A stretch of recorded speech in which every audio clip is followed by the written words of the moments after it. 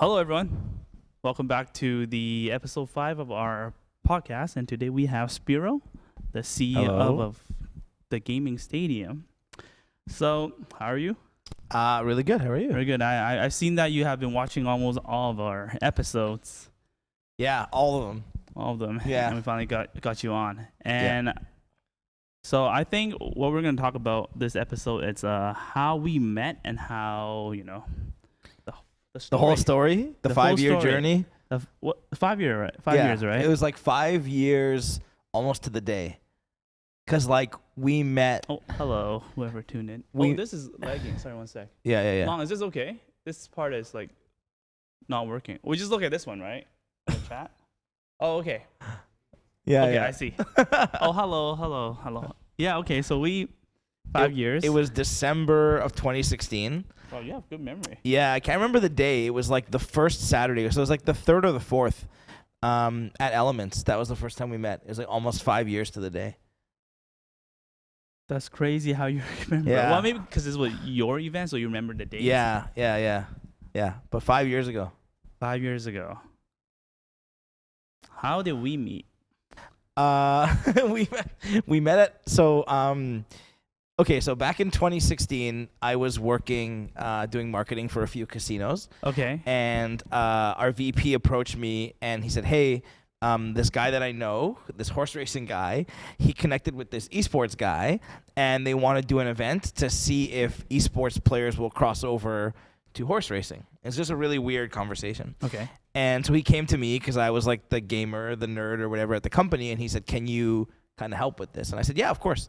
So we started getting on calls with these guys out of Vegas. They were in Vegas and setting up this event. And so I remember like a lot of details. First of all, they charged us like 10K USD to run. I remember now. Yeah. They're from Singapore, right? Well, the guy, but Hi, he that's lived his in name. Vegas at the time. Yeah. I remember now. Yeah. I remember. That was it. And so it was like 10K USD to come and run this event. And then so we were like, we didn't know any better, right? Right, So we're right. like, yeah, sure, whatever. And that's where we met because he subcontracted you and Matt Lowe That was to run that event. Yeah, it was really weird. So what happened was this guy. Oh, the picture's up there. Yeah. Long What's is gonna that date show- on that? What's the date on that? Just look at this one; it'll be a little bit more clear. December 2nd. So it was the next day. So December 3rd, 2016. So I was right. Yeah. So 5 years ago, Right, almost to right. the day. Yeah. So we just started the Burnaby VSB not too long ago. Maybe how long? Maybe half a year. Yeah. And It was. then Yeah. this guy randomly messaged me. Hi, that's his name. Now I remember when you mentioned it. Yeah. And HAI, then- I think it and was. then yeah. he was like, oh, he didn't even subcontract us. What do you mean? No, he didn't even pay us anything. Yeah, right. He didn't pay you. Right. So he was like, oh, are you guys, interested in. No, he didn't tell us to run it. He told us to promote Okay. the event Yeah. and like. What's going on? Okay. So I he don't know where you put your water. I left it here. Now it's gone. You took it? He probably took it. No, Okay. he was like, can you promote your event, like this event, blah, blah, blah. There's I think it was $1,000 prize pool for Yeah. Street Fighter only. It was 1,000 for Street Fighter and I want to say like 500 for Hearthstone, or maybe 1,000 and 1,000 actually, something like that. Anyway, Something it was like it was that. significant. Like Yeah. it wasn't big, but it was significant enough. Right. Yeah. And then he just messaged me. He's like, oh, can you promote this? I was like, we didn't know better too. It's like, whatever, right? If it's for the community, we Yeah. promoted it. And it's Yeah. like $1,000. I don't play Street Fighter 5. I'm like, damn, maybe I should. For $1,000, that was like the It's a big prize biggest, pot. biggest. Yeah. Even now it'd be crazy, right? Yeah, But yeah. back then, I $1,000. remember this pretty well You remember? because I know. we Yeah. got an email. Yes. We got an email, and I was just looking through my emails. I forgot the reason why. Just looking through the VanStreetBattle emails, Mhm. and I saw like this red message. This $1,000 Elements Casino thing. I was like, what the heck? Someone read this. Hey, Kenny, did you check this out? And you're like, yeah, that's a joke, man. It's not happening. There's no way there's $1,000 prize. I know, like for Street for Fighter Street Fighter 5 at a casino, it just doesn't. It makes no sense. Yeah, it makes no sense. Link, right? Yeah. So I'm like, Kenny, you gotta reply to this. It might be a joke, but they messaged, I think, Brian Vidovic as well. Okay. Brian Vidovic, someone else.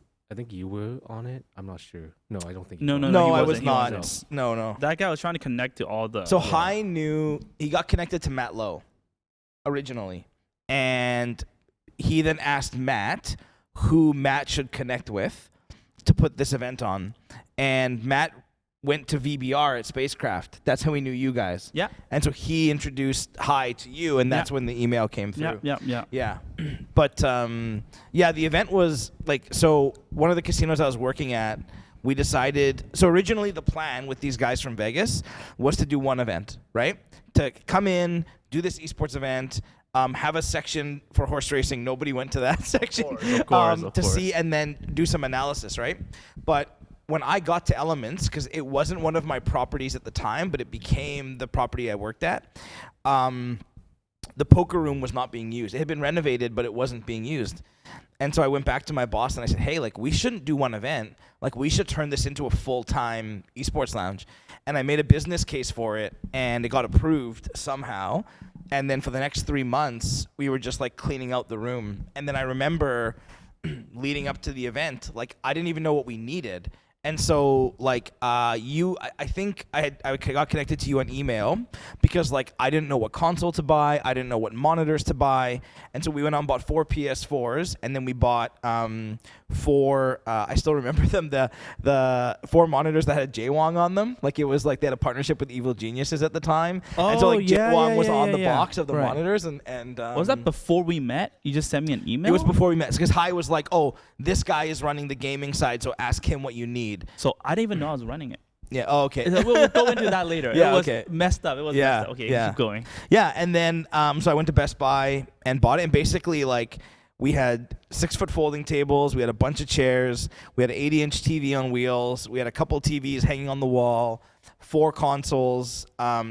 Decent internet. I remember the consoles needed to be updated, and that was a big thing. Like, no, because like we didn't know. Like, do, right? We hired this guy for $10K, and he was supposed to do everything, and he did nothing. As a matter of fact, like, I haven't talked to the guy in a long time. It was $10K USD too. Yeah, right? USD. And I'll never forget. Like, and I know we'll dive into it more, but I remember, like, not only did we not have a lot of info, and I had to do a lot of it myself, but I still remember, like, at the end of that night. And I know we'll talk more about the night later, but at the end of that night, Hearthstone took forever. You guys were gone. Hearthstone went until like 2 a.m. I was so mad. So at like Matt little baby. Oh my God, I was so mad. And so like at midnight, I went into my office and I had a bag of Doritos. Yeah. And I brought them out so I could eat them because I was so hungry while we were watching. And so I had them on the table and I was eating them. And Hai was sitting with me. He just like took them and started eating my Doritos. Yeah. I was like, bro, man, I paid you $10K USD. Go get your own Doritos. Like, why are you eating my chips, man? I was so mad. Anyway, my wife almost like disowned me because she's like, if this is what you're going to be doing every weekend, I was like, no, we'll never do Hearthstone again. I promise. But anyway, yeah. You can do Hearthstone, but it got better. Yeah, it got better. It can. That be was better. a cluster. That whole event was a cluster. It can be better. It Yeah, can be better. So what happened was, so this tournament is here. Elements, and the Hai contacted me a couple times. He didn't know what the hell was going on. He didn't know what to do. So one day I was cleaning. I don't think we were open that day. I was cleaning. It was just by myself. Was I married with Aya yet that time? I don't think Aya was there yet.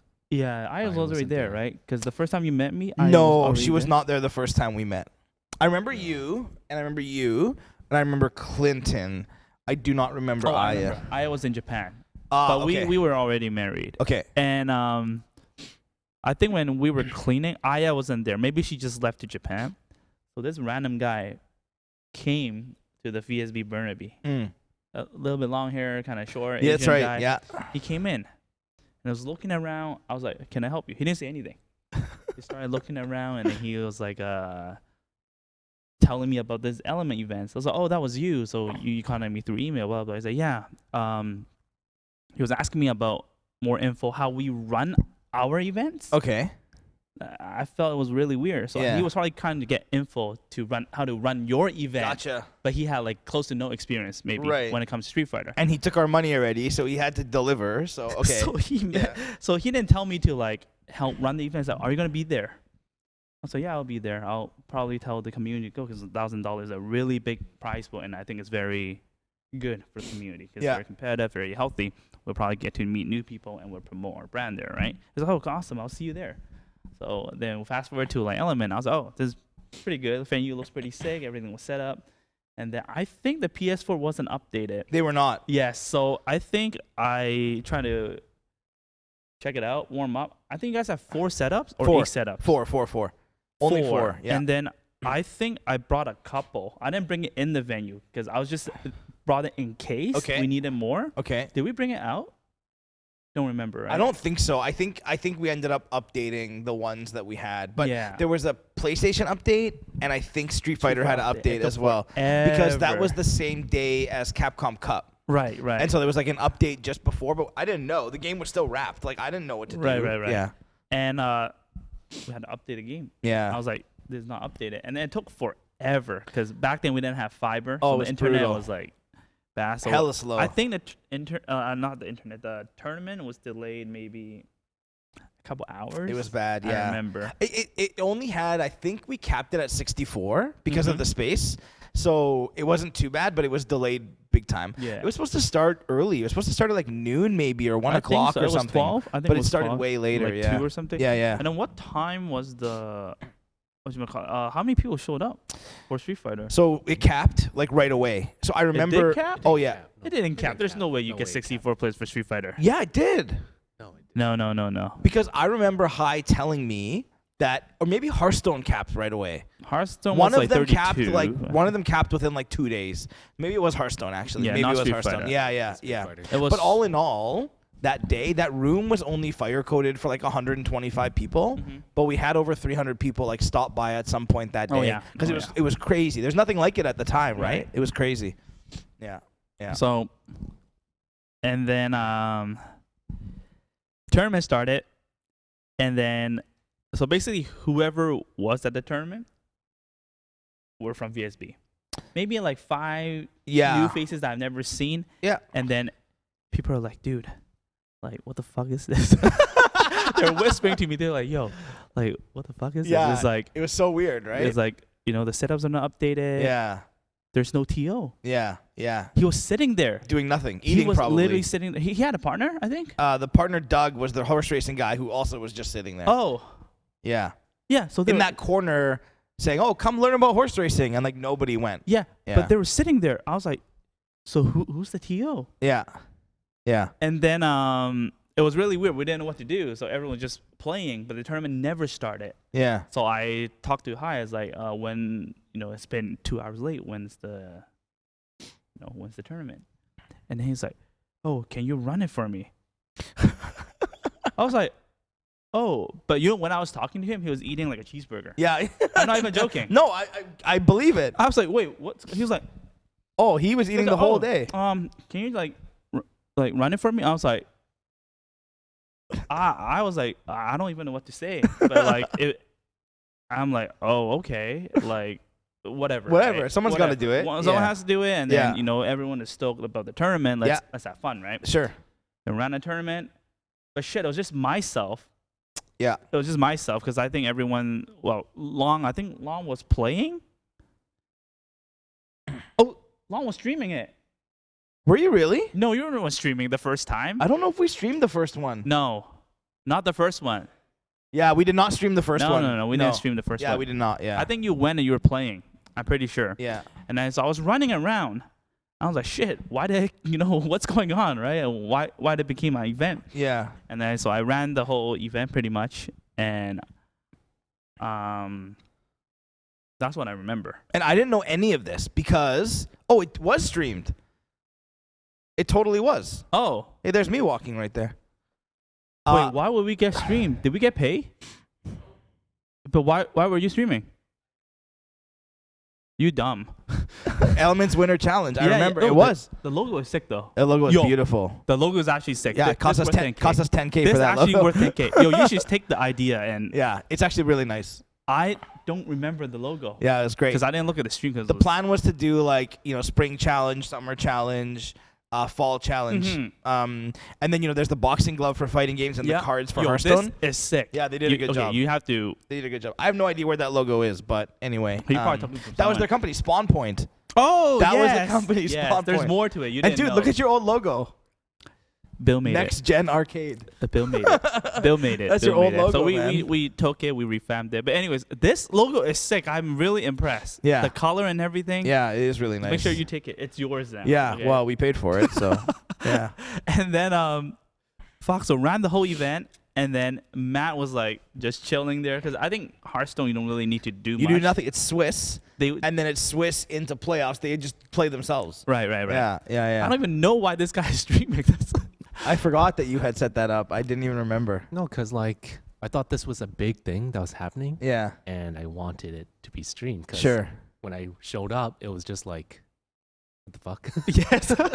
Do you know? Honestly, when we went in, it was just like empty space with like tables and chairs. And it was then bad. We made it way better. You but did. the first one, we made it better.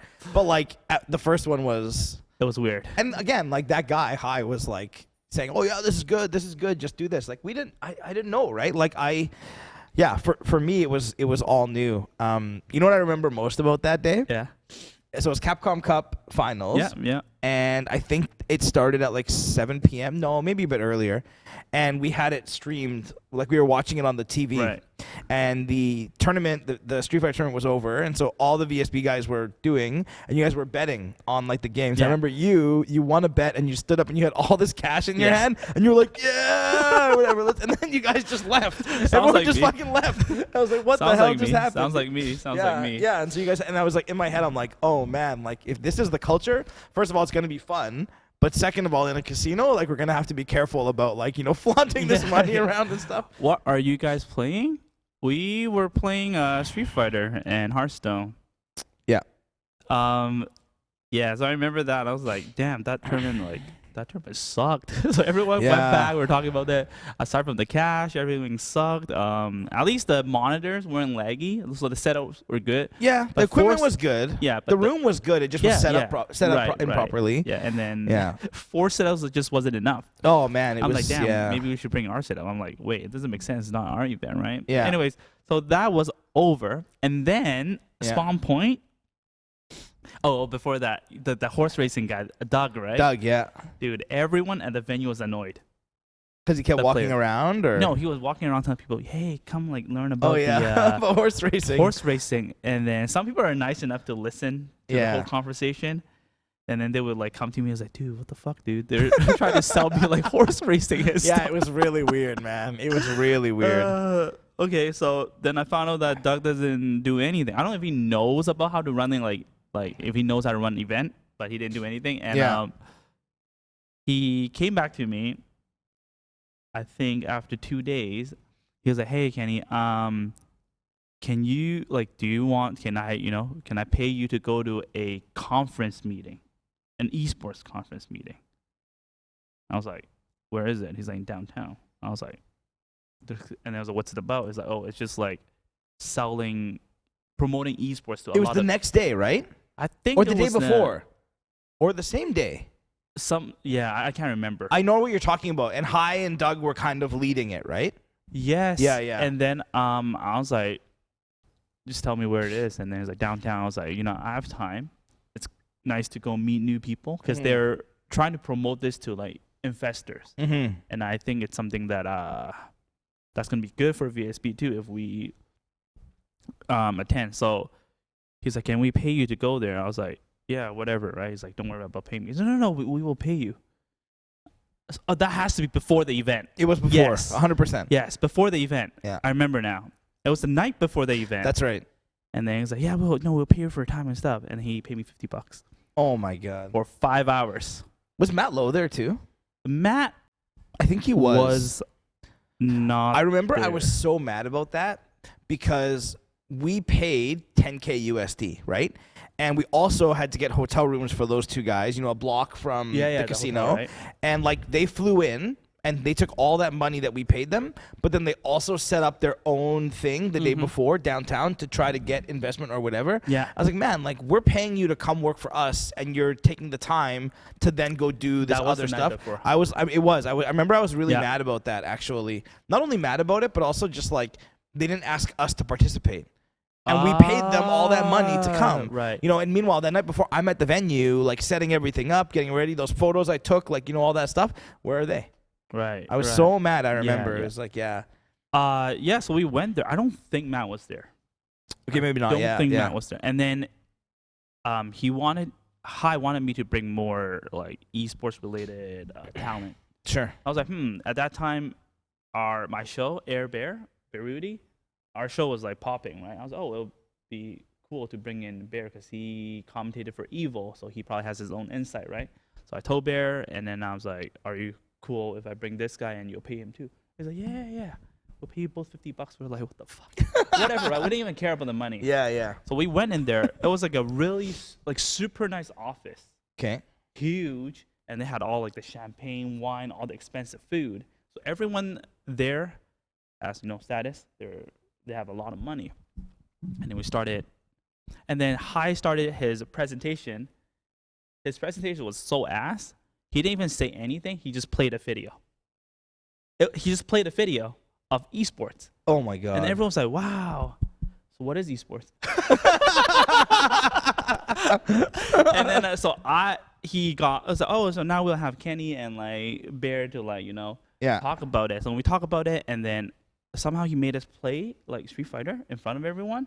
Oh my God, really? It was weird. And they have no idea what's going on. Well, people were probably being nice. Yeah, of course. Or maybe they were entertained. Sure. Like, that was awesome, blah, blah. So everyone started trying to talk to me and stuff. And I don't remember what happened. It was just super weird. Yeah. I felt like the investors were not interested. Yeah. They were just there for the sake of it. Yeah, for the free stuff. Yeah, and then I definitely did not introduce what. I wonder what happened to him. I wonder what happened to Spawn Point. Like, We'll Google.com later. I'm sure it's probably gone. Yeah, It's probably just there to like scam people. I remember he used to be on a lot of like conferences and stuff. Because back then, 5 years ago, there weren't a lot of like category experts, right? And so if you found someone who understood the industry, like that person was invited to everything. Yeah. And Hai would get invited to everything. But I think over time, as people got more educated, they realized, okay, like, this is not really what it's cracked up to be. Yeah. Especially because the money. It was funny because after that event, I talked to you that night and I talked to Matt at length that night. I remember saying to them, like, I'm paying this guy to do nothing. You guys are doing all the work. Right. Why don't I just work with you directly? Right. And I remember Matt saying that they had like some sort of agreement. He had a non-compete clause or something like that. And, I think we have something like that too. Yeah, and so like we ended up looking into it, and it wasn't that big of a deal. Like it was not meant to not let you guys work. Mm-hmm. And so I was like, okay, screw that. We'll just hire you guys every time. And we just hired you and Matt, and then that's how we started to run like every week or every second week. And you guys would bring your gear and come set up, and we became friends. But it was like, obviously, if it wasn't for that event, we would have never done that. It was worth it, man. Oh yeah, 100%. It wasn't my 10K. Right. Exactly. What did your boss say? Yeah. No, you know what? Like they were happy. So they were so happy. Like so, everyone at work was happy because it was different. Right. No one had done something like this before. And the energy in the room and the age in the room was something that we had never seen before, especially at that casino in Cloverdale. And so it was excitement. We had a guy, Kingsley, a super nice guy who I still talk to from time to time. He flew up from Vegas just for the day because they had heard about this thing that we were opening. Nice. And at the casino, I was told when our press release went out announcing that lounge, it was the most read press release that the company had ever sent out. And this is a company that's been around for years, biggest casino company in Canada. And so like the interest was there. We had a lot, like Scott Burton, who we both know came. That's where I met him. Marius from Segev came. That's where I met him. Like all these people came, and everyone loved it because it was different. Right. And so from a casino perspective, our team was really excited. We actually had staff that were big gamers, and you guys got to meet them. Remember the server? So many. Yeah, the server, and then Brad. Brad was a dealer that would come in and deal like the free-to-play blackjack. He was a huge gamer, and they wanted to come and hang out with that group. And so for our staff, it was like a bonus, right? Like, oh, I get to work in an area where these people like actually buy food and game and tip me and buy beer and whatever. So our staff loved it. And then from a company perspective, it was huge because anytime we gave like an offer, people would go use it. And that wasn't normal. Like maybe like 10% or something like that. But I think with this group, it was like 35%. It's like, oh, here's $10 free play. Like 35% would go into the casino. And that was huge, right? Yeah. And the bigger thing is what we started to notice is over time on like a Thursday night or a Friday night, we would see like this crew come to our casino. So, oh, it's good to see you. What are you doing here out here in Cloverdale? Oh, well, you guys always put on these events for us. We wanted to go to the casino. We said we might as well drive out here and support you guys. And that was really cool. Like to work on a Friday night when there wasn't an esports event and see some of the people that came for gaming. So like that was the whole point of it, right? It was a marketing thing. And it worked really, really well. So the casino was insanely happy about it. Very happy. Oh, yeah, 100%. Yeah. I think it was a good, like really good because aside from the location, I think having it inside a casino, it gives value to the players too. Yeah. Aside from just playing video games, food, something to do, other entertainment. It's open 24/7. Yeah, gambling, and the atmosphere is different. Yeah, you can bring your spouse or significant other, and they can go be entertained while like play the slot machines or whatever. Yeah. So it was live music, like all that stuff. Good buffet, all that stuff. Yeah. Are you sure about? I thought it was decent. No, people love the buffet. Yeah. Like, buffet. We had the coupon for like a free buffet, had a right? coupon for the free, and I just stuffed myself in the morning, but it still wasn't good enough. It's not good. I never tried it. Clinton actually he organized a company party one year. Where they used the esports room to do like a gift exchange, and they all went into the buffet and they gambled and stuff. So like again, the business the casino got out of it was great. Like it was worth it, 100%. Even the demographic. Yeah. That you usually won't get. Oh, exactly. And then when we started doing events more regularly, like the prize pools were always good. Like we invested a lot into the community, right? Yeah. Like I think the prize pools were always like $1,000. Always $1,000. And we paid you guys fairly. Yeah. Because you guys lugged all your gear over, and we changed the setup of the room to get more setups in, and we would get 100 people. Like it was actually good. Yeah, we'd make sure we bring all the people that we can bring. Yeah, so it was good. Yeah, it was awesome. I loved it. It was great. And then I remember when we ran one of the Smash tournament, because I know the Smash scene back then, the only place to go was VSB.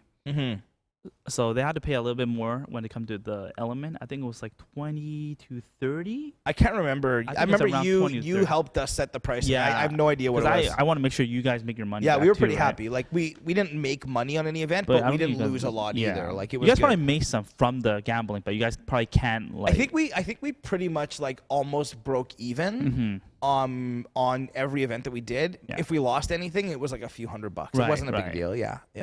And not the Smash people, the Melee people, and they were like, "Yo, Kenny, this is like the best event." I was like, "Wait, what?"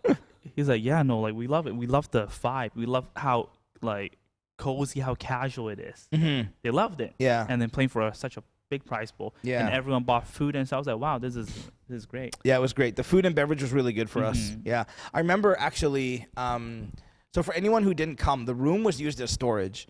And so, like, I would literally, on my time off, I would go to work, and I would move stuff out and find different areas to put it in to clear the room out. And our staff there was so invested that they would do it as well. Oh, my shift just ended. Do you need help for 1 or 2 hours? I'll help you. Like, it was great, right?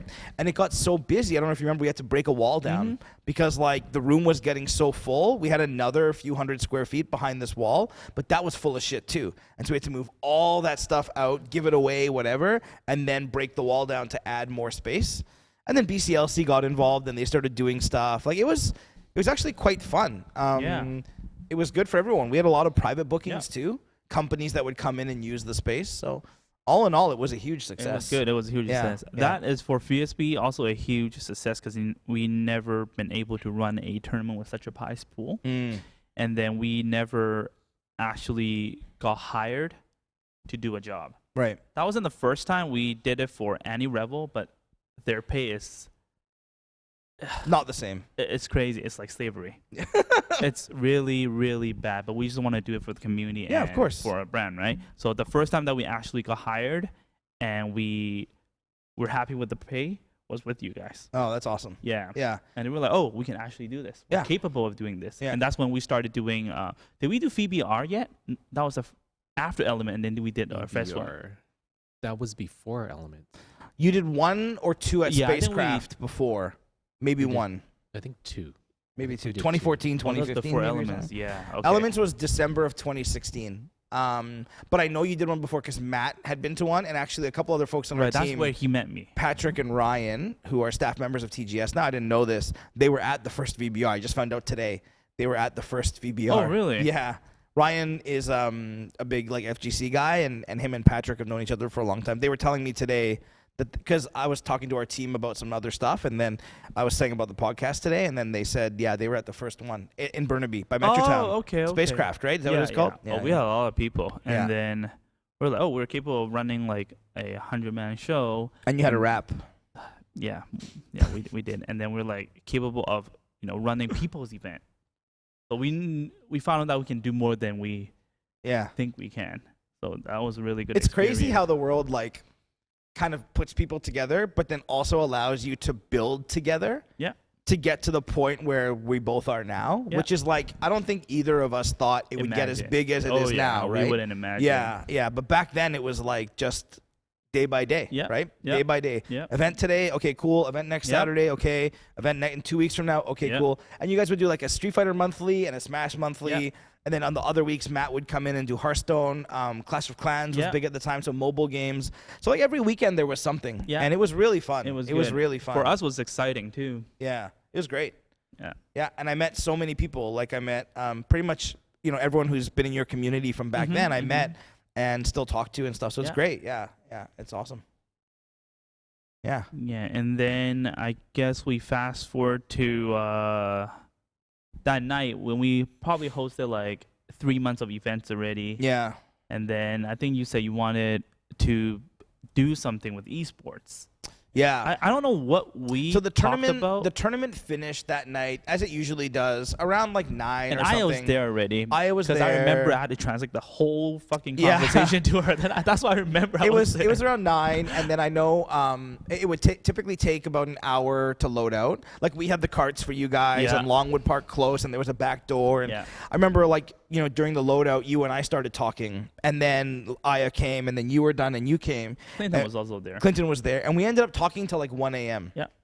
And we were just remember? talking about like Night, man. it was a long Yeah, night, and I know that- Long loves to eat. He just wanted to go eat, probably, Yeah. right? No, that night No, was man, really I tiring. I had my beer there. That was the best part about Element. You could just Yeah. drink the whole time. streaming. Drink drinking legally beer. and stream. Yeah, It was perfect, man. right? It was perfect. Yeah, it was great. Beautiful. And I don't think beers were that expensive. Like No. I think it when we wasn't. built the menu, remember we had an esports Yeah. menu? Yeah. We made the food like really affordable and we made it like basic stuff. And it was good. The food, the food is was good. really good. Yeah, the food was good. Like nachos, cheeseburger, Yeah. meatloaf was like our number one seller. I guess people, comfort food, whatever. But like the food was good and people loved it. Yeah. And then beer, right? And the kitchen was always open. You could order food Yeah. whatever time. I honestly think if it wasn't a location, it would be a huge success. if it was like in Vancouver, Yeah. Burnaby, Coquitlam, yeah, game changer. Yeah. Yeah, for sure. there'd be so many Yeah. people. But yeah, we stayed up till like 1 that night Mhm. talking, and we were just talking about just like future plans and for me, I had really grown into like I first heard about esports when I worked at EA in like 2012. That was my first like exposure to it. But like actually being in it with you guys was great because I learned the business side of it, not Mhm. so much the TO side, but more just the economics, right? Okay, here's how much we make off ticket sales. Here's what we have to spend for people to come in. How can we make more? And that's when, if you remember, like, Rockstar became a sponsor. Yeah, we had yeah, like the yeah, light up yeah, in the yeah, yeah. room. And Red Bull wanted to come in, but Pepsi was at the building and they wouldn't let them. And, we started to look at, BCLC started to give us a bit of money here and there. And so I started to think like, man, like there's something here from a business perspective. And that's that night we talked about, and my whole goal was like, I want to do something in the esports industry, but I want to do it on like the business side. Like I want to be able to make these events profitable, and I want to be able to have the community have like the best possible experience, right? And that to me was like really the catalyst for kind of like where I ended up. But back then I remember we were just talking and shooting the shit. And again, we never would have thought Yeah. it became what it became, right? Mhm. Never. And then I was there for a year in that space. And then there was some internal stuff that was happening and I wasn't really enjoying myself anymore. And I got offered another job. So I left. And that was in December of 2017. And when I left, the lounge died. But you guys were planning VBR for May of 2018. And then you were like, hey, we're... No. That was after. It was before we hosted at the River Rock Casino upstairs. Yeah, when I was still working there. That was in October. I remember. That was October of 2017. Yes. Yeah. Yes. But then in December, when I left the casino, oh, yeah, you guys were you're planning right. VBR for Leap Pump, but you didn't know the space yet. But you wanted to do VBR, and it was going to be in May. I remember because my son was born, remember? In May of 2018. So October 2017, VBR was in River Rock Yeah, Casino. we did that first. Then in December, I left. So 2 months later, I Right, left. right, and the whole right. lounge shut down because nobody Right, wanted to run it anymore. Right. And you could have just said, okay, it's done. I have no reason to work with this guy anymore. But you didn't do that. You said, hey, we built a good relationship. I want to do this event. Can you come help me with like sponsorship and sales and stuff? Yeah. And I was like, hell yeah. And That was the one upstairs, right? No. So the one upstairs. No, you worked with us when you were working there. Yeah, for sure I did. Yeah, of course. I did. That was October. But that wasn't like, we did it not through like the casino though. Not really, kind of. I got you the space for free, I think, or something. Nah, or hella not free, super man. I lost cheap. hella money. Did you really? No, but after, when they billed me, that was Yeah. ridiculous. But you Oh, helped yeah. me got it cut down. They charged you like a couple grand for a TV rental or something like that? It was ridiculous, man. It was like a huge. Now that you mention that, I we remember. have 416 people. I Yeah. remember. Yeah. I still fucking lost money. I was like, dude, this is ridiculous. Yeah, it was crazy. But I what remember. you told me it wasn't what they agreed with, I think. Yeah. And then when they billed me, I was like, I can't pay this. Yeah, it was too much. I So forgot how much it was. I don't remember. I just remember it was ridiculous. Yeah. And then you talked to them, and they were willing to cut it down by like 30 to 40%. Yeah. I still lost money, but I was like, okay, at least better. I can afford this. Yeah, I remember that one. We had some internet issues with the Hearthstone guys. I remember the setup of the room wasn't fantastic. Like I think it was great. like the staging wasn't very good. It was Yeah. hard to see the screens. It was a little bit small, but then I think it was a very good tournament. I also remember it was on the weekend and they had no tech people there. And Oh, so whenever there was yeah. issues, like I had to call someone. I had to go into like a back room that I'd never been in before to find like cables Yeah, and shit. yeah. Like that stuff pissed me off. The food was an issue. Remember the garbage cans were getting so full and they wouldn't come clean them. No water. The water. This is all the stuff that I brought up after to get the bill down. Because I was like, Right. man, like if you're gonna charge someone, provide a service for them. Yeah. And I remember like like everyone was going down to Triple O's. In Yeah, the casino, and yeah. all he had to be 19, right? Yeah. So anyone who's under 19 had to get people to go buy them Yeah. the food and bring it up. And the garbage cans were getting Exact- so yes, full. I remember now. Yeah. Everywhere. I was Yeah. like, dude, like clean Garbage this was like up, right? around it, and nobody would clean. Yeah. it. Water was empty like the whole time. I kept calling people, nobody was answering because Yeah. it was a Saturday or a Sunday. I can't remember. Yeah, that I was rough, man. Yeah, I remember we hosted that event just so that because we've been out from the community for a while. We closed down the That one in was when Burnaby. we opened VR. Yeah. Yeah. So I was like, okay. So I was Yeah. setting up for the October 2017. yeah. We're for setting sure. up next door. Yeah, I'm like, okay. Before we set up, we should do a big event.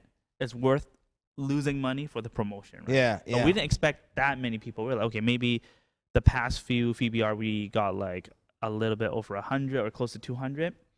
Maybe we'll get around 200. So the room we rented wasn't really big. It was especially with Hearthstone. Yeah. And Microsoft was there with their Xboxes yeah. and playing NHL or something. Yeah. It took up so much room. Yeah. I was like, maybe There was, it's like, enough. no one on that side. It was It was cut empty. into 1/3. Yeah. So we had 2/3. Yeah.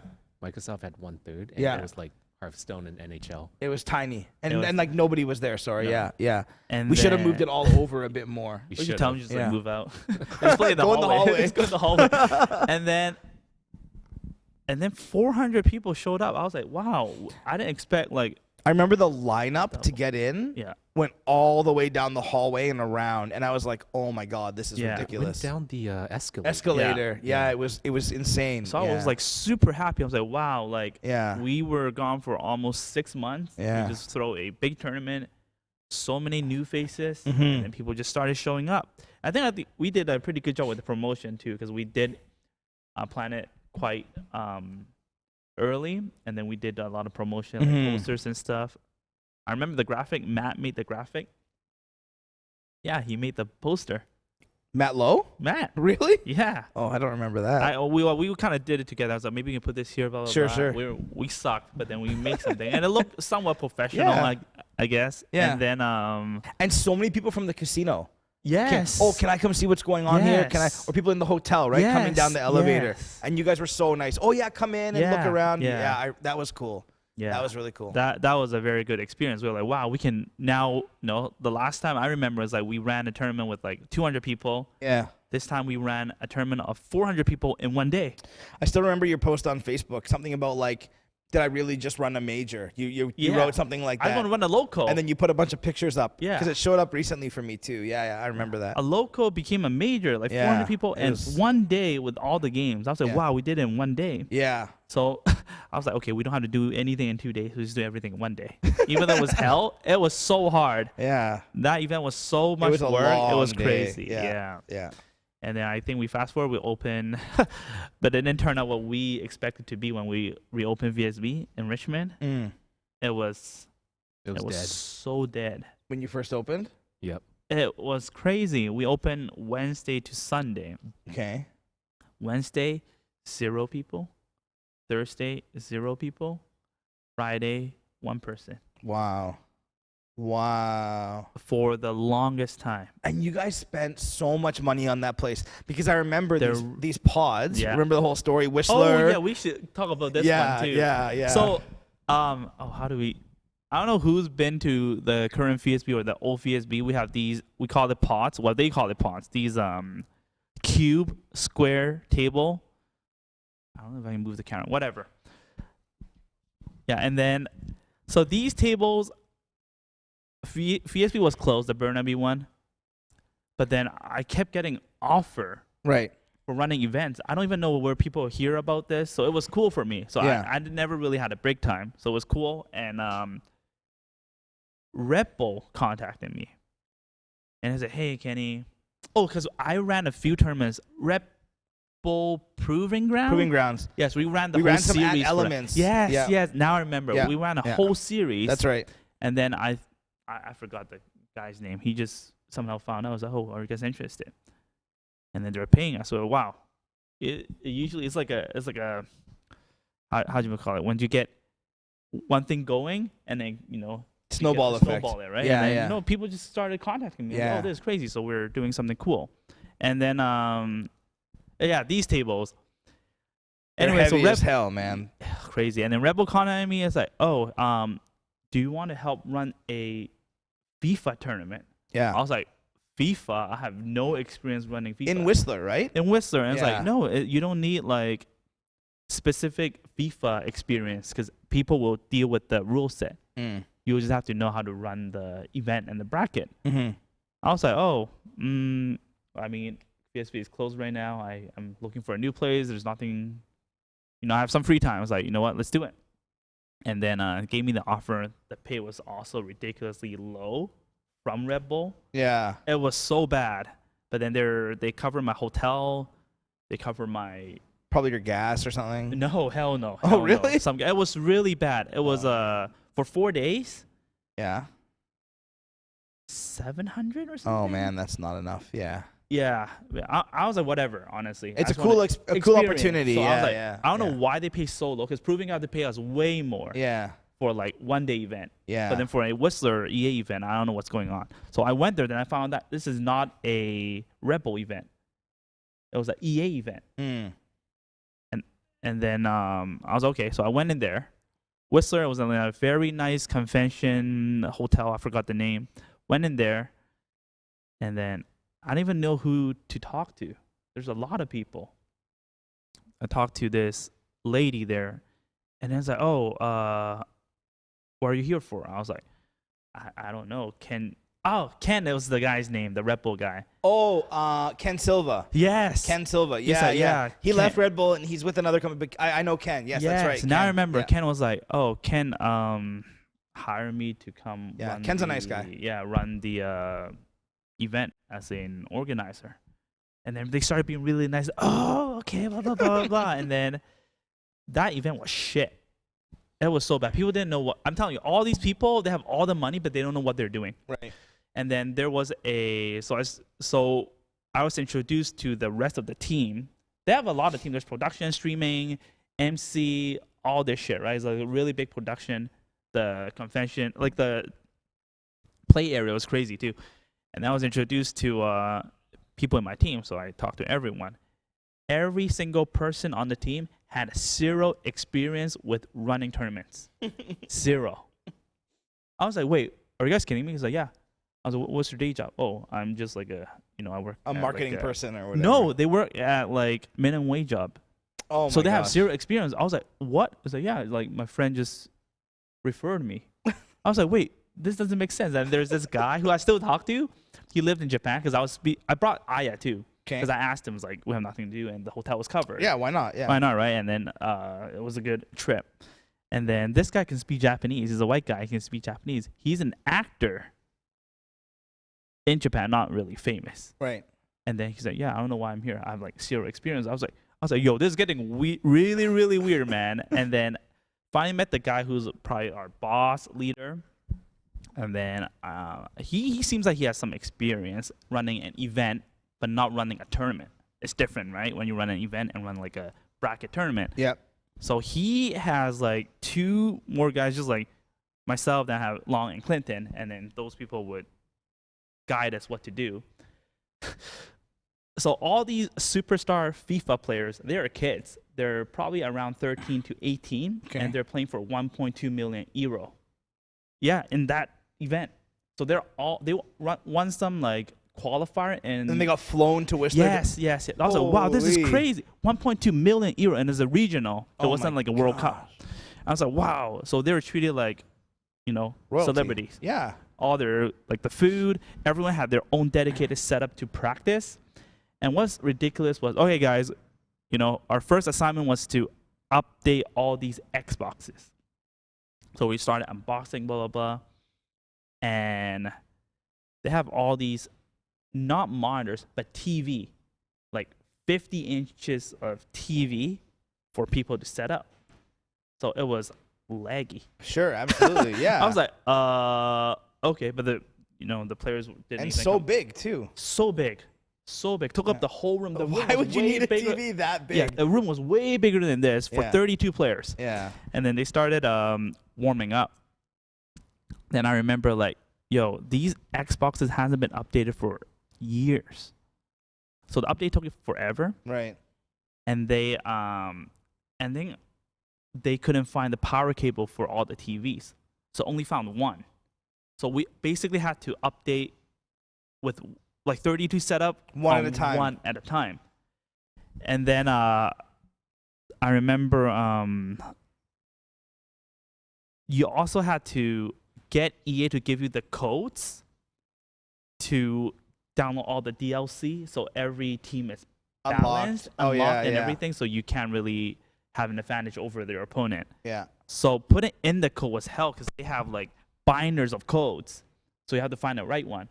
So that alone took us 13 hours just to update the Xbox. Jeez. I was like, dude, this is ridiculous. So I knew what's up. So I always have some gears in my car. So I brought like 2 monitors.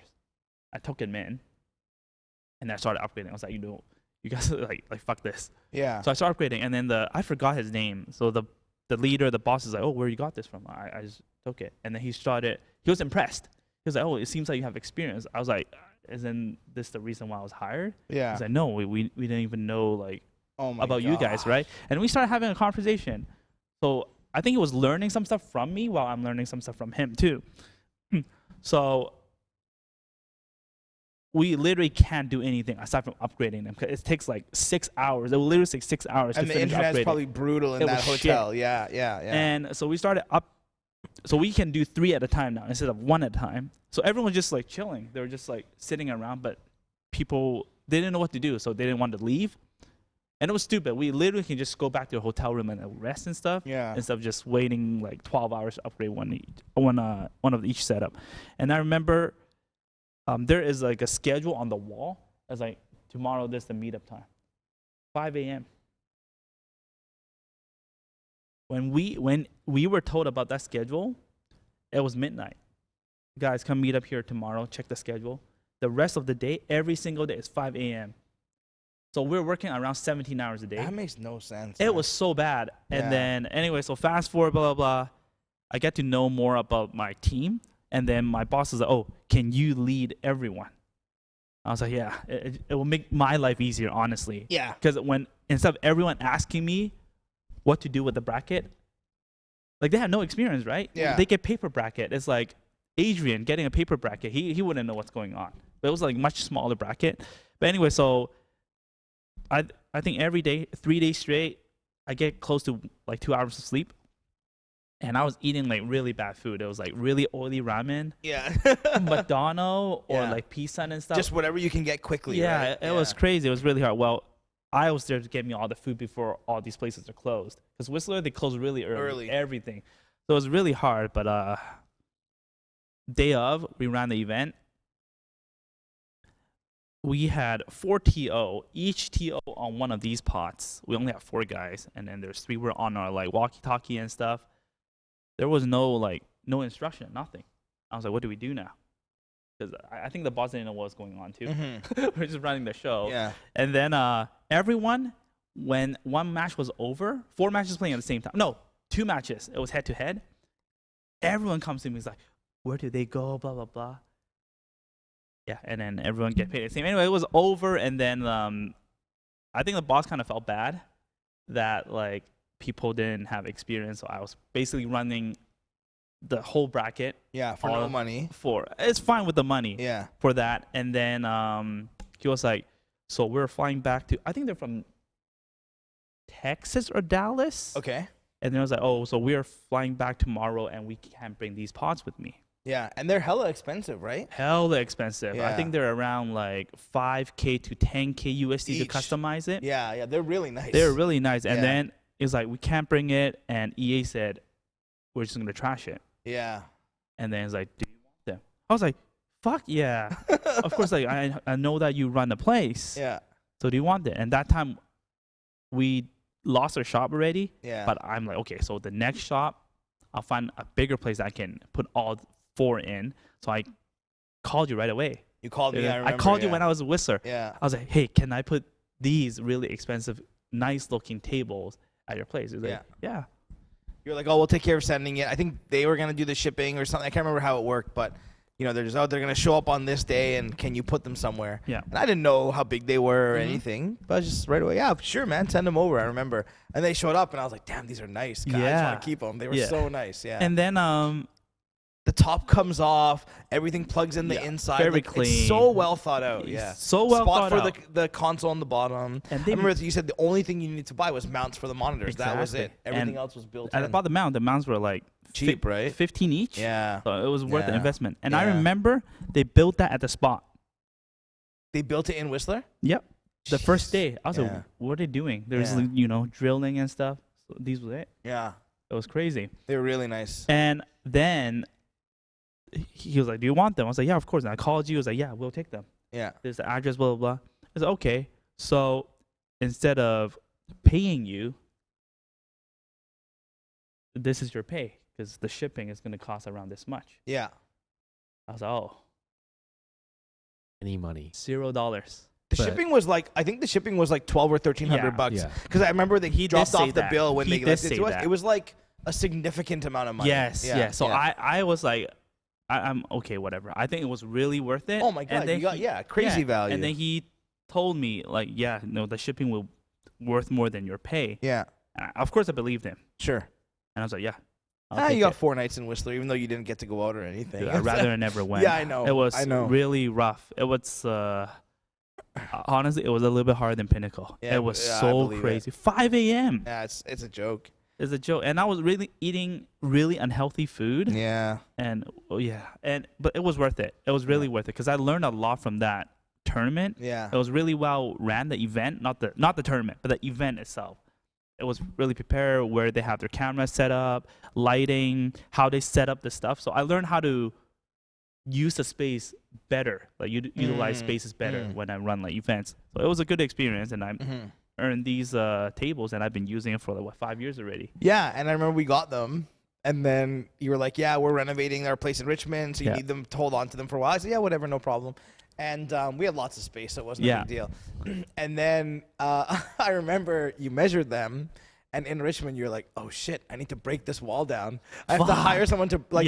And because of the timing, you had to get someone in the morning, break the wall down. We would show up. You would bring them in, and then you built the wall back up again, all in one day. All in one day. And I was like, "Oh my!" And then our team, we had a big truck. Yeah. So again, I love our team at Elements. They were so good. Like they were, "Oh yeah, we'll take them to Richmond." We delivered them. Remember? I remember. And the truck had no lift gate on it. What? Really? Yeah, don't you remember? So they had to. Like, I wasn't there. Okay, so I couldn't be there. I so remember. we had to lift them, like 4 or 5 guys. So they're hella heavy, right? Lift them up and put them into the truck. And then on your end, you had a bunch of guys help them take it off the truck. But I remember when our guys came back, they were like, "Oh man, like those guys, it was a lot of work, but those guys were like so nice to us, and they helped take it off the truck." Really? And they were saying to me like, they were saying, "Oh, I'm surprised we didn't have to wait to bring them back, because I don't know how the hell they're gonna get them in that place." Because at the casino we had these huge double doors that we could open and no problem roll right out. They're on wheels, right? But I remember you guys you sent me some pictures of the wall being broken down, then you had to roll them in. Yes, I remember that part. I didn't even remember sending you pictures and stuff. Yeah, you did. I remember I wasn't there because I was doing something else. Yeah. I had to do something else, but I forgot who was there. I'm not sure. I wasn't there. Lon wasn't there. I stayed at Cloverdale. Our two guys that also were the ones that did all like the internet and the networking and all of the construction in the space. They were the ones that drove it over. I remember a bunch of Smash players. The first day? Like they were helping you break the wall. I Yeah. saw like videos of them. Oh, those breaking wall was a different day. That was a different day. That was like before BBR. You had like a contractor, someone you Yeah, I knew or had some something. contractor. Yeah, 'Cause but we I had to do remember. reno. I remember like the one issue you never have is people helping you. People always help you. Like if you ever ask your community for help, 50 people show up, right? Yeah, like they are amazing. Yeah, and so I remember that day, our guys that delivered it said, "Oh, there were like too many people to help me get it off the truck." I think I did get a lot of people. I don't remember why I wasn't there. I had to do something. Yeah. But I think we had like 20 people there, and then people moved in. Yeah. Then we dropped them off, and then they had to put the wall back in. Yeah. Because your landlord didn't want you to leave the wall empty. Not or just something. that, because if they have to come another day, they're gonna charge me another few thousand. That's right. Yeah. I'm like, that's oh right. shit, this is crazy. It's like, can you guys do this? Like, yeah, if you have all these delivered. So I think I messaged you like, I have to have these delivered today. Yeah. And they said, yeah, no problem. Yeah. That was yeah. And I remember coming and seeing it for the first time. How the hell did they get these in here? I remember thinking, but yeah. Yeah. I just didn't want to give up on these tables. Yeah. I was like, no matter what, I would use these. Because they just save us so much Good space. thing you weren't in Burnaby because you had to go up those stairs. Oh, fuck that. No chance, man. It would never happen. No way. Never happened. No way. But yeah, and then talk to the because we were subleasing off of the VR guys. Then there was like, oh, the only way you do it is to break the wall. Yeah. I was like, fuck. And then look at the bill. I was like, okay, it's probably worth it. It's just one time thing, right? Right. One time thing. They did it, put it back up, and then when we have to move here, we have to do the same thing. Yeah, we do it again. I was like, oh my god. Yeah.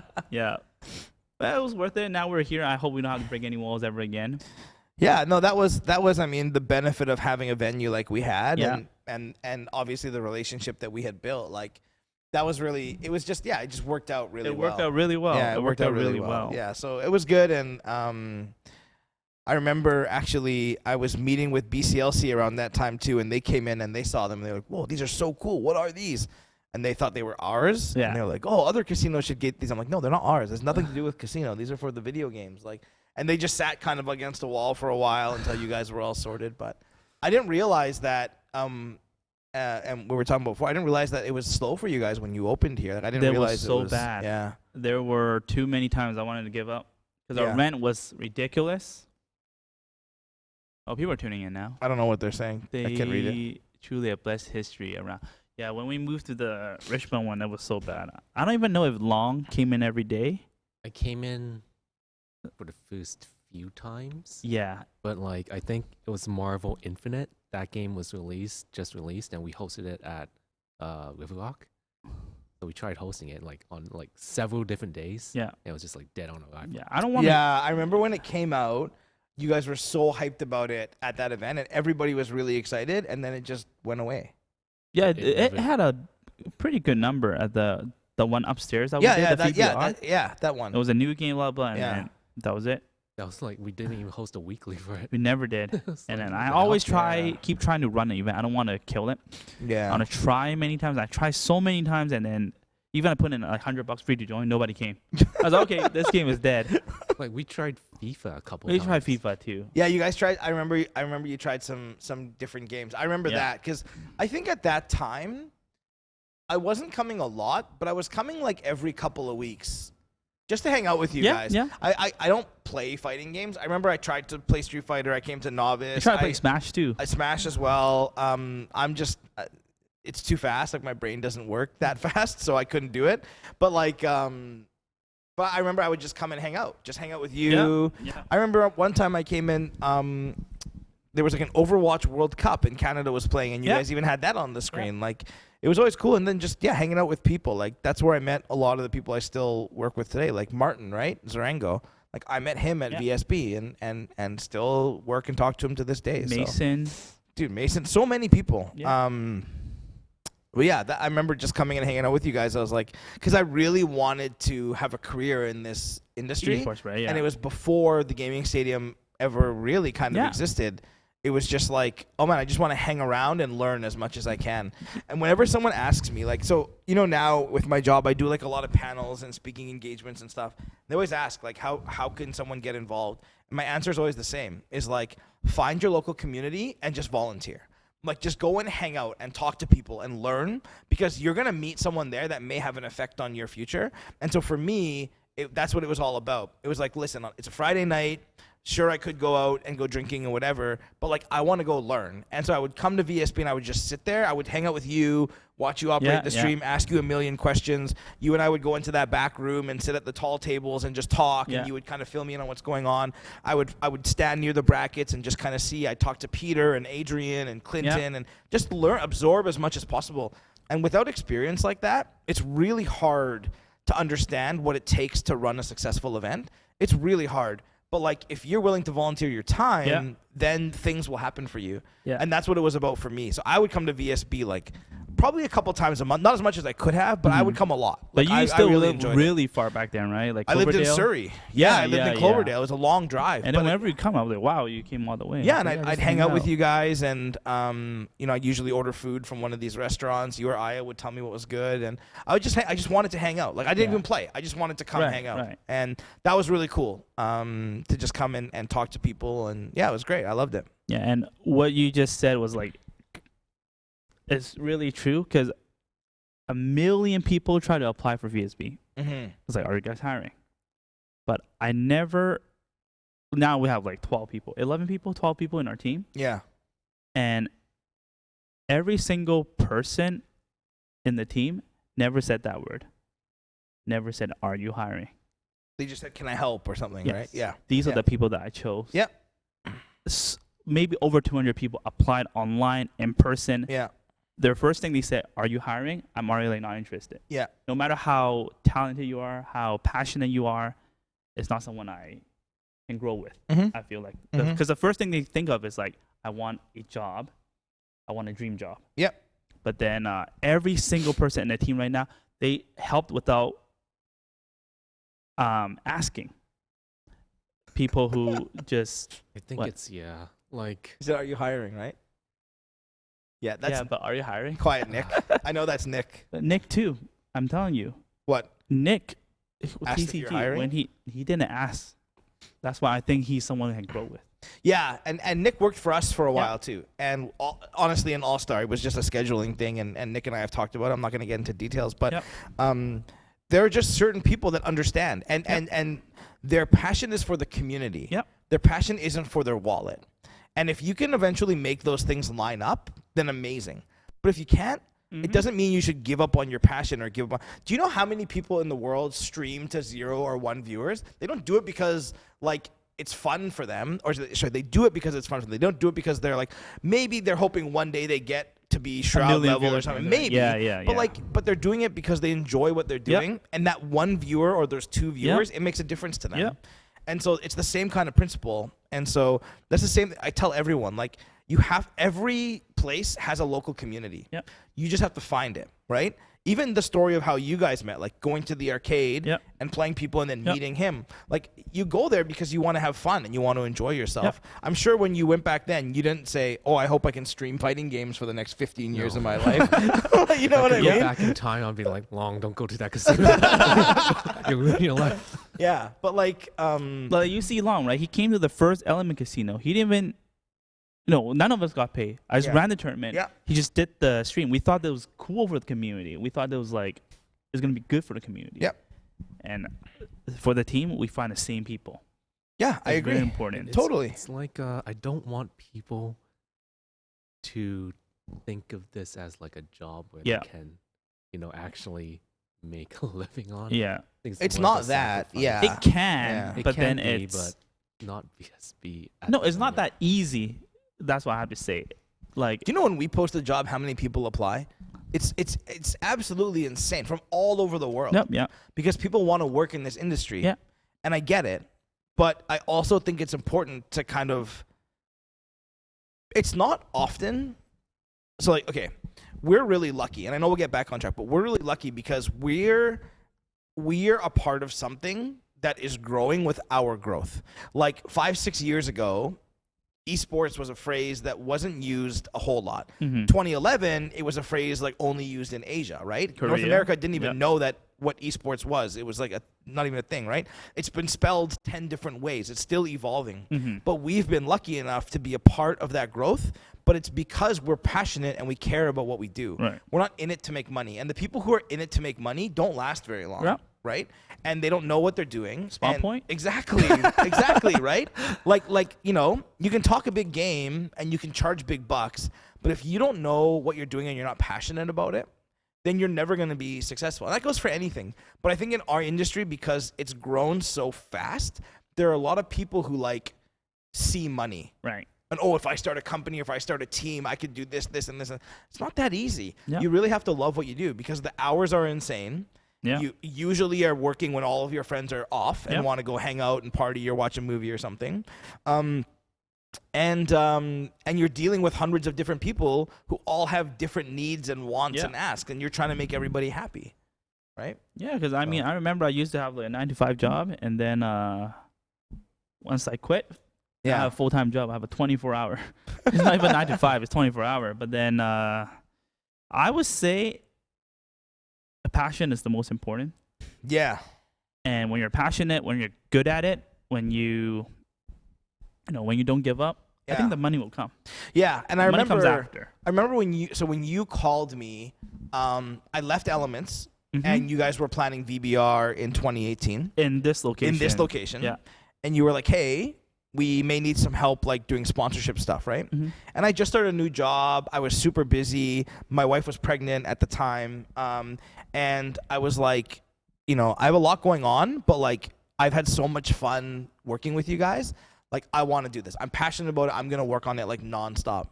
And I remember, it was like a lot of work and hustle and building decks and trying to work with you on getting numbers from it was a lot of work. And then when we started presenting it to people were like excited about it. Yeah. And then BCLC, was it 10K? 10K. BCLC was the title sponsor for 10K. Yeah, I shit my pants, man. I remember in my head I was like, okay, 10K is good, but like I felt like we could have got more, but I was still like happy. Yeah. But when I saw your reaction, I like almost cried. I was like, holy shit, like this means something to people now. Oh yeah. Yeah, and it was a big deal. He didn't believe it. I remember Alon was like, he didn't until the signature is on the paper, I don't believe until the check. I think you were saying, until I see the check, I do not believe that this actually happened. I was like, no, man, the agreement is signed. And then a little while later, Memory Express, Steve, who's now on our team, they came in for like $3,000 plus a bunch of prizes or something like that. No, it was $500. Are you sure? I'm sure.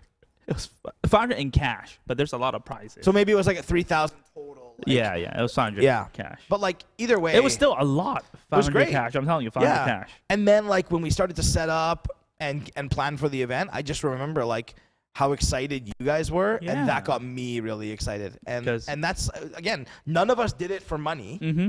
It was to give back and to have fun and to do something cool. Setting and- up for that event. Never forget that. Never forget my it. LED God. monitor. LED monitor, baby. You remember LED monitor? I remember a lot of things. You can't forget that. You got to tell people what's up. Like that was Okay. So every single offsite event we do, Uh-huh. like all shit into our cars, drive there, Yeah. set everything up. It was like such a stressful like just day Process, of before course. before the event. But this event, Kenny didn't host one of his stupid pre-VBR tournaments, so I the could, day like, before, right? Yeah, so I could like just take the I think it was Friday off and just like It's not just that. It was like next door too. next door. So Literally it was across just, the like, It was parking the lot. Yeah. easiest Yeah. event Yeah. to set up. Yeah. So I was just carrying my stuff over, and I actually finished setting up pretty early. I was like, wow, this is awesome. And then like I 24 screwed it all hours up. early. And then No, I screwed it all up. there's just one problem. This LED monitor, its resolution sucks ass. Yeah. I wonder if there's a way I could fix it. And then And then I you came in. popped it. I popped in. And they're like, yo, So- let me try. Yeah. Oh my God. Okay, so just so everyone, before this happened, so my son was originally due at the end of May, Right. and he ended up coming early. He was born on May 3rd, and this event was May. It was like 2018. a week later. This not the 20. He knows. Huh? This person went. Yeah, 2018. Ty. Yeah, Ty's Ty. on our team. Ty's on our Oh. team. Yeah. Did he go? No, he lives in Alberta. Oh, I think hi, he's just Ty. asking. Yeah. So it was May 2018. I can't remember the exact day. I feel like it was May 10th. I think my son was like a week old or a week and a half old. Yeah. In the hospital when he was born, I was on the phone arranging like the table delivery. Remember we had to rent tables and tablecloths? yeah. So I was like arranging it on the phone in the Yeah, hospital. yeah. And then yeah, so I came to help set up because, luckily my wife understands and she was really cool about it. And we were done set up at like 7:00. Like it was early. And I was like telling my wife I was coming home, right? And then he's like, oh, this LED wall, which Lepont owns and it's still in this building, the resolution isn't working. And I was like, it was connected to like some computer. I can't remember, maybe a laptop or something. And I was like, oh, let me see if I can like play with the software. And I played with the software and I broke it. Like the whole thing just stopped working. Yeah. Like it was, and I could see in his face, he was like, who the fuck is this guy? Never working with this guy again. He was so mad. You don't 'Cause know your I don't know shit, what though. I did, man. I did something, and then I remember it. So it's a Friday night, I think. Oh yeah. And it's now 8:00, and I'm like sweating because like my wife, I told her I'd be home. He's mad at me. Everything else is done, and it's Friday night. Who's gonna answer the phone? we were done. Like Everyone was for done. me setting up Yeah. this early. Oh, yeah. It's crazy. It was 'Cause yeah. I was like, I just have to wait for this guy. I don't leave him. I Yeah. just wait for him, right? I was like, how much longer? I was like, fuck, I don't know what he did. Oh yeah, I screwed up. I screwed up so many times that day. Remember, I went and had to go buy the extension cords, and I Yeah. bought the shitty dollar store ones. Well, you that try to only- save expenses, but It they makes only had the sense. 2 prongs, not the 3. Yeah, it doesn't work, So then I had man. to come back and then walk all the way to Superstore and come back. Anyway, and so I screwed up so many times that day. But that's me learning how to be a TO and help. And so I remember I called Patrick, the guy from Lepont, Yeah. and I was like, man, I broke this thing. Like, you need to save me, right? So he's like, okay, here's the guy that we work with. And he gets me this guy's number. And I call this guy, and then I FaceTime him because he has to look at the screen to see what we broke. And I remember he's like in his basement, which was so weird. He was not wearing a shirt. He's like a Russian dude or something. Do you Yeah. remember? Because like Long Sounded saw him. like Yeah, Russian. he was like a Russian dude with no shirt on in the basement of his house, FaceTiming me on a Friday night at 8:00, and it took like 2 hours to fix it. Was it? Yeah. Oh It yeah, took a long It took a time. long time because like I had to hold my phone up facing the computer monitor, and I had to go step by step. Basically, had to rebuild the entire program, and finally, you know what happened? It got back to the same resolution it was when he was testing it before. Right. And we were just like, "Fuck it, this is what we're going with." And then I didn't get home till like 11:30. I had in so much trouble, and then we all had to be back God. early the next Right, day right. to finish setup. And I was like, man, Long is never gonna talk to me again. And I promised myself at that time I would never touch a piece of tech equipment Yeah. when it came to That's what production. I do too. But oh man, I broke that shit real bad. oh, Yeah. that was bad. I was Yeah. like, oh, guys, let's go eat here. Oh, never mind. No, we're gonna be here till Yep, midnight now yep. because of me. McDonald's Yeah. is. Dude, McDonald's. oh my god, we set up so fast. Like, Everything was Yeah. the stage was up. Yep. Everything Yeah. was ready. Yep. All the Everything was tables were. set We up. tested the power. It was smooth, Everything man. was ready. You guys had your people with carts coming Yeah, we nonstop, got a bringing lot of people the gear. in. We move everything. It's like, guys, yeah, let's go the eat. darts guys were even ready Yeah. on the other side. Man, It was just a monitor. Oh man, sorry about that. That's No why. problem. That's why when it comes to like even the bigger events, when it comes to stream, our whole team, doesn't matter how many of us, even 20 of us, we go in. Is like, what do you need help? Yeah, It's like, don't touch anything. yeah, yeah, Like yeah, this. yeah. Don't fucking touch us. Yeah. We're okay. We're just okay. We won't touch anything. It's gonna take longer. Oh yeah, So It we'll was- roll yeah. like cables Yeah. that we know. Yeah. it was bad. Yeah. Don't touch anything No, if you don't know. it was bad. Yeah. It's It like was going to really the surgery room. You'll be like, let me cut this open. It's like, oh shit. Yeah, yeah. If you don't know what's up, just wait patiently. Just wait Oh, outside. Yeah. It was, Yeah. and then the next day though, it was great. We had some power issues. Yeah, because we're daisy chaining. Oh man, well we had no choice. Like this building was not set up yeah. for power. Like it was Yeah. so bad. Yeah. We were literally running a cable all the way across the Yeah, room yeah. and 4 extension cords Yeah. plugged in, because we had to have a power bar at every. It was Yeah. just it was a bit of a shit show, but Turnout was great. turnout was great. We had people from Seattle that came. Seattle came. Yeah. Victoria, Vancouver Island. Yeah. Some from Alberta. I Yeah, remember. yeah. It was great. It was awesome. The event was a huge success. Mhm. Yeah, it was crazy. It was crazy to see because no one had really done something like that before. And this was also around the time when TGS was just starting to it was an idea at that point, Yeah, right? yeah. And so the original CEO, I'm not even going to say his name, Mhm. he met Matt Lowe Yep. and introduced them to me Yep. right before this happened. Yep. And I said, oh, you should come to this event Yeah, and see what yeah. it's like. He came with his sons. And he came with his sons, and we're just kind of blown away. Yeah. And Lepont checked in on it, and they were like, holy 500 something people. I already told them, and then so originally I was talking to Patrick because I wanted to rent the space. Yeah. Mm-hmm. He's like, blah blah blah. I was like, how many do you expect? I was like, maybe 400, because the one at the casino we got 400. Yeah. It was like 400. How can you make an event with 400 people playing video games? Like, yeah, maybe even more. And then there's other guys. They're all Chinese people. I speak Chinese, so I was talking to them. They were kind of laughing at me. It's like, Sure. how can you do a video gaming event and get that many people? Like, they're like laughing at me. Right. They're not laughing with me. So I was like, yeah, people do come. Yeah. And then they were blown away Yeah. when people showed up. Yeah. Yeah. Yeah, and that was the event that really kind of kick-started Yeah. what TGS would become, because again, the CEO was there, I was here, Matt wasn't here, he was out of town or something. Yeah. And then about 2 months later, when the idea was pitched to Lepont, they knew right away, Yeah. because the event had Yeah, been run yeah. here. Yeah. So, yeah. Yep, that was it, and that's how TGS started, and that's how we're in the space. Yep. Yep, exactly. So, sorry, I was just checking something. It's a call from someone. So, yeah, and then a couple months later, we kind of got our business plan together, and we went to Lepont and we proposed the opportunity. And we were pitching it to a lot of people, Mm-hmm. and they were like, "Yeah, this is really cool." And we have the space and no one's using it, or we're renting it out short term, and yeah, and so let's talk about what this might look like.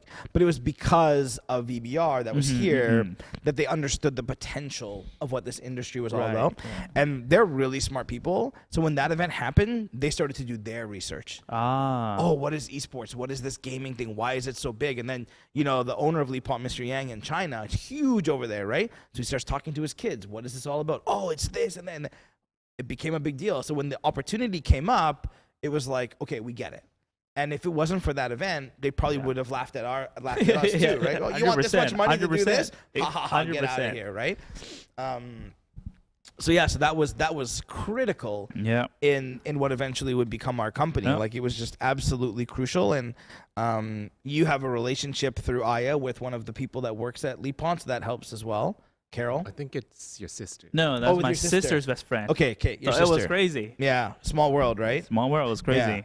Yeah, and so that helped eventually, and then and we were next door neighbors at that point, so it was great to be able to kind of just walk back and forth and talk to each other. But you know, we went through so many events and had so many problems and had to fix so many things to like get it to where it is. It's not perfect. There's still a lot, but like you know, a lot of just like dumb stuff, but a lot of learning too that just kind of helped us go down a path of getting to where we are. Right? It's crazy. It's all the trials and error.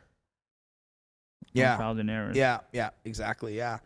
And then and then once TGS, you know, was starting to become a thing and we got our funding put in, then the first thing I said was like, we need to work with VSB. Like we need to be partners and we need to, you know, do some sort of like, originally I wanted to like put it together proposal to like buy you guys. But, you know, you believed in what you were building, and that's not something you wanted to do, but you were open to, like, a partnership and an investment. Main reason is because I don't want, because even now, even today, I don't feel like it's a business. It's still, like, a community project. It's a passion project. I don't want to come in one day and, like, fuck, I got to work. But it's not like that. Whenever I come in, even tomorrow, if I come in to set up, I'm just like, oh, I want to host a fun event. Everyone is happy. That's it. I don't want to think about like X amount of dollars, blah, blah, blah. So I don't want to think about that. I don't want to like sell the company and then it becomes like a thing. And I don't know what the previous CEO is going to do with the brand, right? Yeah. Because it's a project that hundreds and thousands of people, you know, put in hard work and like effort. Yeah. I don't know that person that well, and he's out. We'll buy off. As I know, no, it's not about money. It doesn't. It doesn't. It's not worth it. But you know, at least this way, like it worked out for both of us, and we are partners, and you know, it put a bit of money in your pocket to buy some equipment, and that was around when the Switch was coming out, and I remember you guys had to buy a bunch of them. Oh, we bought a lot of setup, a lot of games, a lot of big upgrades for us. Yeah, and then and then we continued to work together for a while, and you would come here and give us advice. There was a lot of things that we did wrong when we built this place. There's no wrong. There's no right or wrong. Just didn't work with the business model that you had, I think. Yeah, the intent was good. Yes. But I don't know if it was thought through all the way. I think it was too... I think you guys kind of skipped the baby steps. You just went to like what you guys hope it would turn out. Yeah, because originally the concept was like a new building in the parking lot behind us. And that new building was going to have all these areas. And so the original thought was this would be temporary because that was going to take years to build. And so when we did it, the temporary thought was, let's make a smaller version of what that is going to be. So that led our thinking. But looking back, it shouldn't have been that way. We should have been like, we need to build this to make it as good as it can be like now. And so at the time, there were a lot of like things that we did because we wanted something bigger. But like looking back, you know, there were some very expensive mistakes that were made. Oh yeah. You know, and yeah, so it ended up kind of being okay. But you know, you guys were there, we were here, and then you ran into some issues with the place. Oh yeah. And then you came and it's like, yo, can we take you? You know, move in here. I was like, that's when we started like popping too. We have so many people. Yeah. Every day. And you had multiple people offering to like buy your company or invest in you. I don't even know who they are. I don't even know how they found out. Yeah, I remember a lot of people were coming to you. I remember one day I was just cleaning with Aya. Yeah. This white couple came in. They were probably in their 50s. Yeah. It's like, so you guys are, you know, where's your next destination? I was like, who the fuck are you? You know, just come and ask me some random shit without introducing yourself, right? Of course, I didn't say that. I was like, oh, yeah, who are you? He was like, blah, blah. And then he introduced, he owns some business. Okay. In the gaming industry, but he wasn't specific. Okay. And then he's like, yeah, so I heard you guys, you know, you guys are done. You guys have no other places to go. We were interested in buying your business. And you didn't even know this person. For X amount of dollars. It was a lot of money that he mentioned. I was like, no. I don't know who you are. And he never like introduced himself. Yeah. Right? I was like, whatever. Even if you give me $1 million, doesn't make any sense. Sure. Right? And then he was like, you also said you never want to work for somebody in this place, right? Yeah, because you don't want to be an employee. not about being employee. I feel like if it's handed to someone else, Yeah. they'll fuck it up. Sure. Because maybe It's your baby. that is like if their passion is not the same as mine, Yeah. or is not there, they're just there for the money. Eventually, they're gonna fail. Yeah. It's like, oh, we want this much money, Yeah. and then eventually people will probably start showing up. Yeah. And then he didn't really tell me who he was. He only told me his name, and he just gave me like a random number to buy my business. It was 6 figures, a lot of money. Yeah. And we'll buy everything, blah, blah, blah. And then we'll hire you to do blah, blah, blah. I was like, no, I'm not interested. And then before he left, I asked him, how do you know about VSB? And then I remember his wife said, you'd be surprised how many people know about VSB. That's what he said. That's I was huge. Like, wow. Yeah. I was like, wow. And then I get random emails from other companies. So I look them up. I'm not really interested. So I never dig deep in to find out who they are. Sure. But they were like, we're interested in buying this and that. Yeah. It was crazy. When she said that, I was like, wow. Like people are, they know about it. Yeah. And you were going to shut down. I was going to shut down. Like I just so tired, man. Everyone just wants to charge us more rent more and more. Yeah. But like every time when we started picking up, we're like, okay, maybe we'll stop losing money. We'll profit a little bit. And then bam, I was like, yo, you know what? We'll raise your rent. E-Spot, then Burnaby. Everywhere. Yeah. And then I'm tired. Yeah. I'm tired because that time I stopped playing fighting games myself. Yeah. I'm like, no, it's time to move on. I'll just open a restaurant or Yeah, whatever. I I'll be remember. happy, right? Yeah. Because I always wanted to open a restaurant, but Aya doesn't really want to. And I don't know if I really want to or if I'll be good at it. Right. I'm good at like cooking, making sushi, but like if you're telling me to run a restaurant, that's new. But my parents own one, so I think I can learn from them. Mm-hmm. And then you approached me, and then it's like, yo, can we take you? I'm like, where though? Is that, Yeah. You said the funniest thing you said. Yeah, you can use this area. I said, with the bleachers? Like, yeah, you can do it around the bleachers. I was like, Yeah, bro. fit 30 people. I was like, bro, like, are you serious right now? We're popping like 100, and our monthly is like 120, 30. Yeah. How can we do this? And I told you, I was like, we have to take down the bleachers if you want us in. Yeah. And then you're like, man. It was expensive. It was hard. I know for you it was hard, so I didn't want to like, yo, let's take that down. You'll be like, yo, give me some time. Yeah. Yeah, I remember. I remember. Well, that. I think for me, I can't see. I don't know if people are asking questions, or I feel bad if people are asking we're not answering, but I can't really see. No, they're just commenting. Okay, so like, I remember talking to you when you were planning on shutting it down, and just like I wouldn't accept it. Like I was just like, no, like you can, it means too much to people. Yeah. And you do so much for people that like it's time people like, do something back for you. And I remember like people were approaching you, and I know some of them, and you weren't interested. Even we were like, hey, what if we did something? And you're like, no. And I remember continuously like coming to VSB and just pushing you, just like I respect what you're doing, but like I remember saying to you, I don't think you understand how much of an impact you really have on people, and how much VSB means to people in this community, and how much it means to me personally. Right. Because if it wasn't for you and our relationship and the connections that I had to VSB, like I wouldn't be living out my dream. Right. And so like I was not gonna accept that it was closing. It just wasn't in the cards for me. And so luckily enough, being a part of a company that had some resources behind us. Originally it was like, take down the bleachers, and people don't think like taking down the bleachers you may think is easy because it's just wood, right? Just but break it, had electrical in it. There was internet in it. It was wired for broadcast. Like it was actually a much more difficult process. And I think some like Nick may have said in chat earlier, if you come in, you can still see the markings on the floor, because like that shit was drilled into the ground, into the cement. Like it's not a construction job that you and a bunch of friends could do. And it was very expensive. And when we got the quote, it was like, man, like this is a lot of money. And I, even though I was in charge of the company and still am, like those decisions I don't make on my own. When it's a certain dollar amount, like it has to. And so I remember going to people and being like, hey, like we kind of want to do this. And say, oh my God, it's so much money. Why? So, like they deserve it, and the community deserves it. We're dead like out here most of the time anyway. We're in there. they can fill our space 4 or 5 nights a week now, and they'll pay us rent. And we worked out a really good, fair deal on the rent side. Yeah. So that was just a bonus for us. Right.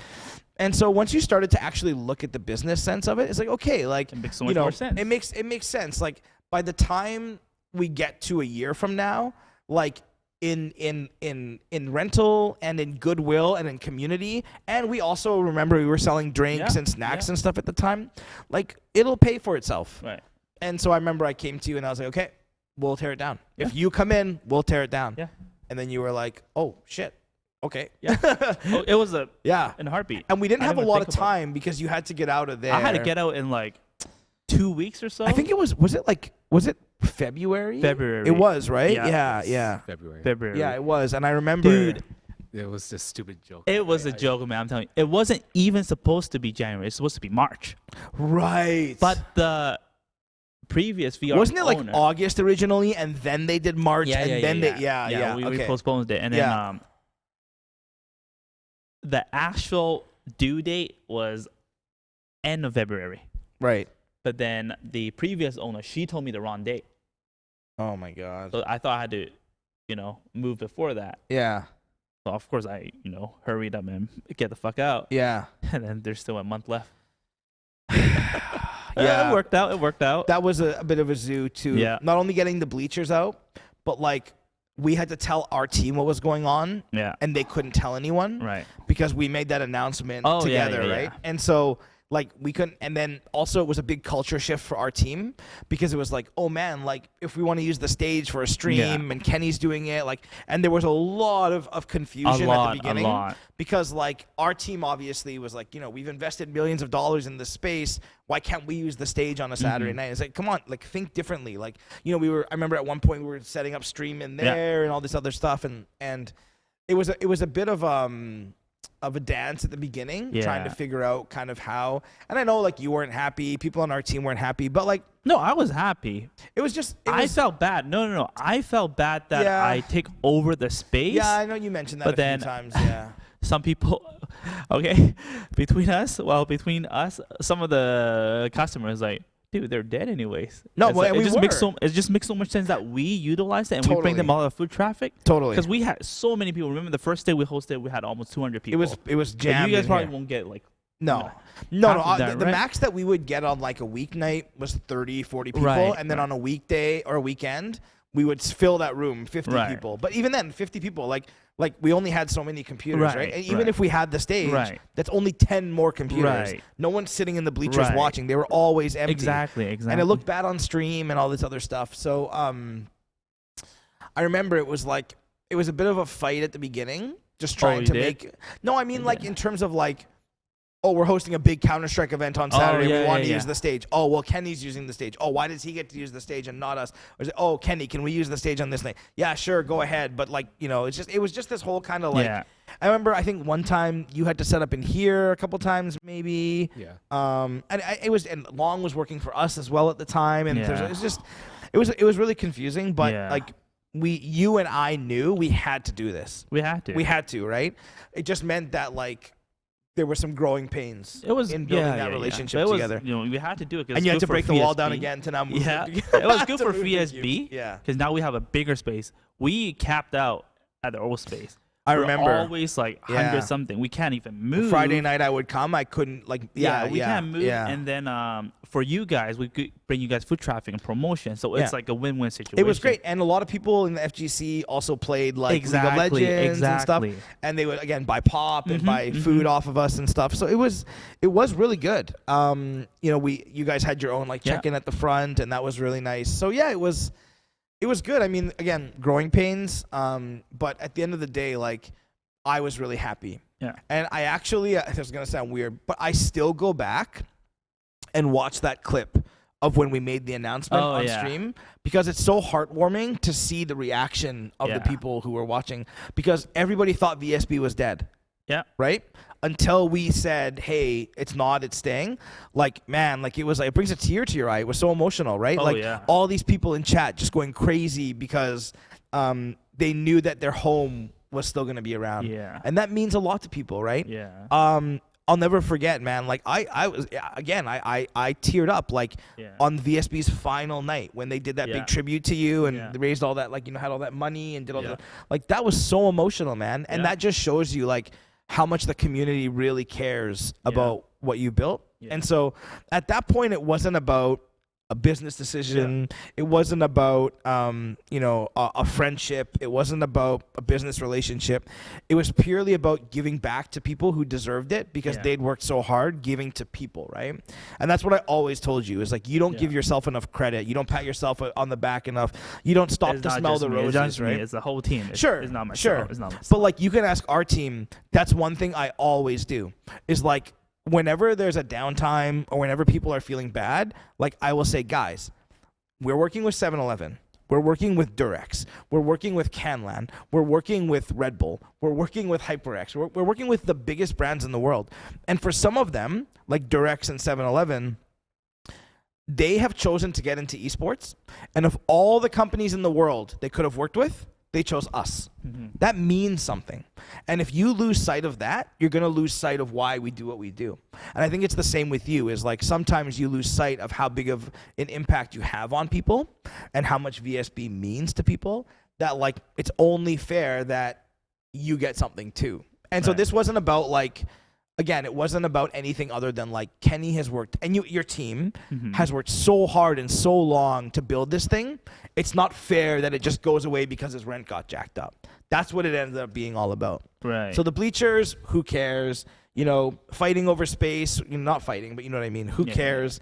You know, and it ended up actually working out, you know, good and bad. Yeah. The good was, you know, we ended up like this, but then the bad was like COVID hit like 3 weeks later and it was all for nothing anyway. Honestly, it was like right after. It was, it sucked. Because when we moved in, we opened 4 times, I think. Like just 2 weeks? Yeah, like 4 times. But every day, our smallest turnout was 78 people. It was ridiculous. It was the smallest turnout. It was ridiculous. And it was ridiculous. And all the new games are announced, coming out, and I can see it can only grow. Yeah. And I'm like, wow, I think VSB is going to make money. But COVID said no. Yeah, no. VSB will never make money. Oh. It's like, fuck you guys. Yeah. Oh, things are going well? Yeah. Every single time. Yeah. Every single time. And then that happened. I was like, fuck. Yeah, like, are you it's serious? unbelievable, right? Unbelievable. The perfect timing every time. Yeah. And then now we're slowly picking back up, but we're not even like 7% of what we had before. Yeah. Not even close. Yeah. It's going to take time. I mean, the world changes every day. Yeah. You know, understandable. It's something that's really difficult, but it's also something that like you can look back on and say like, hey, we survived this, right? Yeah. And again, we worked together like to make sure that everything was good. You had storage for your space, and when the time was right, we would start doing events in here again. And so stuff like that's always going to take time. Also, like during the pandemic, like a lot of people took up different things. Yeah. And we all know in the FGC, like a lot of the games don't have the greatest netcode, right? So it's really hard. I know you guys tried to do online events, and some of them didn't go very well, and it's out of your control. People just moved on, right? People moved on. That was the biggest reason why I think our number is not there. Because I've been like, oh, what happened to him, her, whatever? They're like, oh, they stopped playing. Yeah. I said, damn. Yeah. That 2 years makes such a big difference. Totally. And all these people we accumulated in our community, they just moved on, and that's gone forever, right? And that's why it's so important for us to think bigger picture. And so in order for us, so like I remember I pre-ordered Ultimate, right? And I didn't play Smash. It was a total new game. I just wanted to be in the community, right? And I remember going to the mall and waiting in line at midnight to get it, and being with some other people, and you know, you just talk to people in line while you're waiting. And I remember like mentioning you guys, and they hadn't heard of VSB. And this is at Guildford Mall, right? So I think it's fair to say like there are people out there who play FGC that don't know. And so that's why when we do these bigger events like Pinnacle, it's that marketing push that really gives us the ability to promote that there's a scene here, and then hopefully drive new people. And I think you and I have talked about it. But anytime we do something like that, you see new faces after. Yeah, always. And it's a big thing, right? Like it's a big opportunity for us. Yeah, and for VSB, I can tell that since the day one we started VSB up to now, we have never did any like promotion. Yeah. People show up, Yeah. but I would ask them where they find out. I was like, oh, Yeah. we search you up. We saw it on stream. We saw it on YouTube. Or Yeah. heard it from someone. Friend or something. I Yeah. still feel like if I actually put some money in advertisement, more people would know about it. Yeah. But for now, I haven't, just because of COVID. I don't even know like how many people we're gonna get. Like, do we want that many people? Yeah. So I haven't done that yet. But I think next year I'll probably do something. Yeah. But yeah, we felt like we didn't really need to. We felt like even with the promotion, it probably won't help too much. Yeah. It's usually from like word of mouth. Yeah. Word of mouth. And then I also think like yeah, like whenever we do this, like remember we did that thing at Metrotown? Yeah, no, big events definitely. Like that's help always you. cool. Yeah, those big always events work. would But it is hard. And the other thing now too is like so we are very fortunate to live in a city where there are so many people that are passionate about it. Mhm. And so the other thing is there are other organizations in Vancouver that put on events Right, similar to right. yours. And so that always like hurts too, because people only have so much money and so much time, so they can only go to so many events. I remember even before COVID, it was like SFU had a weekly, UBC had a weekly, you know, you guys were running. Yeah. I think, was it Langara that was starting a weekly or something at the time? Not And really. and it was like, but it was just, it's like there's so many. But I felt Right. I felt like it was good. The more, the merrier. Yeah. 'Cause it gives people more option. It's more promotion, not promotion. It's more like option for people to go to. Yeah. I think it's good. The more, I think it's better in a way. Yeah. Yeah. And there are some other things that that we're really lucky about. So like obviously, you know, you've known Justin Wong for a long time, and Yeah. him and I become friends through your introduction. He lives in Vancouver now. Yeah. So it's great because he comes to VSB Yeah. every once in a while. You use his stream. Mhm. You know, obviously your relationship with like Kizzy K Yeah. and using his stream. Even just like a week or two ago, you guys were using Yeah, his. we always use their streams. And now. it's great, right? Because the exposure you get great. is phenomenal. I remember at Pinnacle, our follower on Twitch is 4,800. No, Yeah. 4,700 Yeah. at Pinnacle. Now it's almost 6,100. Right. Because you still use their channels that's- after. That's what, 2 months of Yeah. growth. Yeah, that's Getting great. Almost 2,000 followers. That's insane. Yeah. No, and then it's our big. average number has been boosted up by a lot. 'Cause Yeah, people your Twitch follow, they numbers have know. been very impressive. Very Because I good. still watch, right? Like Mhm. when I'm at home, I watch, and you know, I see, the results are It's- there It's because there. the people who see you on other places Mhm. now follow you and Yes, come. Yeah, yes. yeah. And then those are money. Yeah. I never thought of that.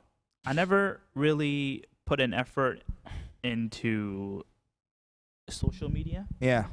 YouTube, Twitch.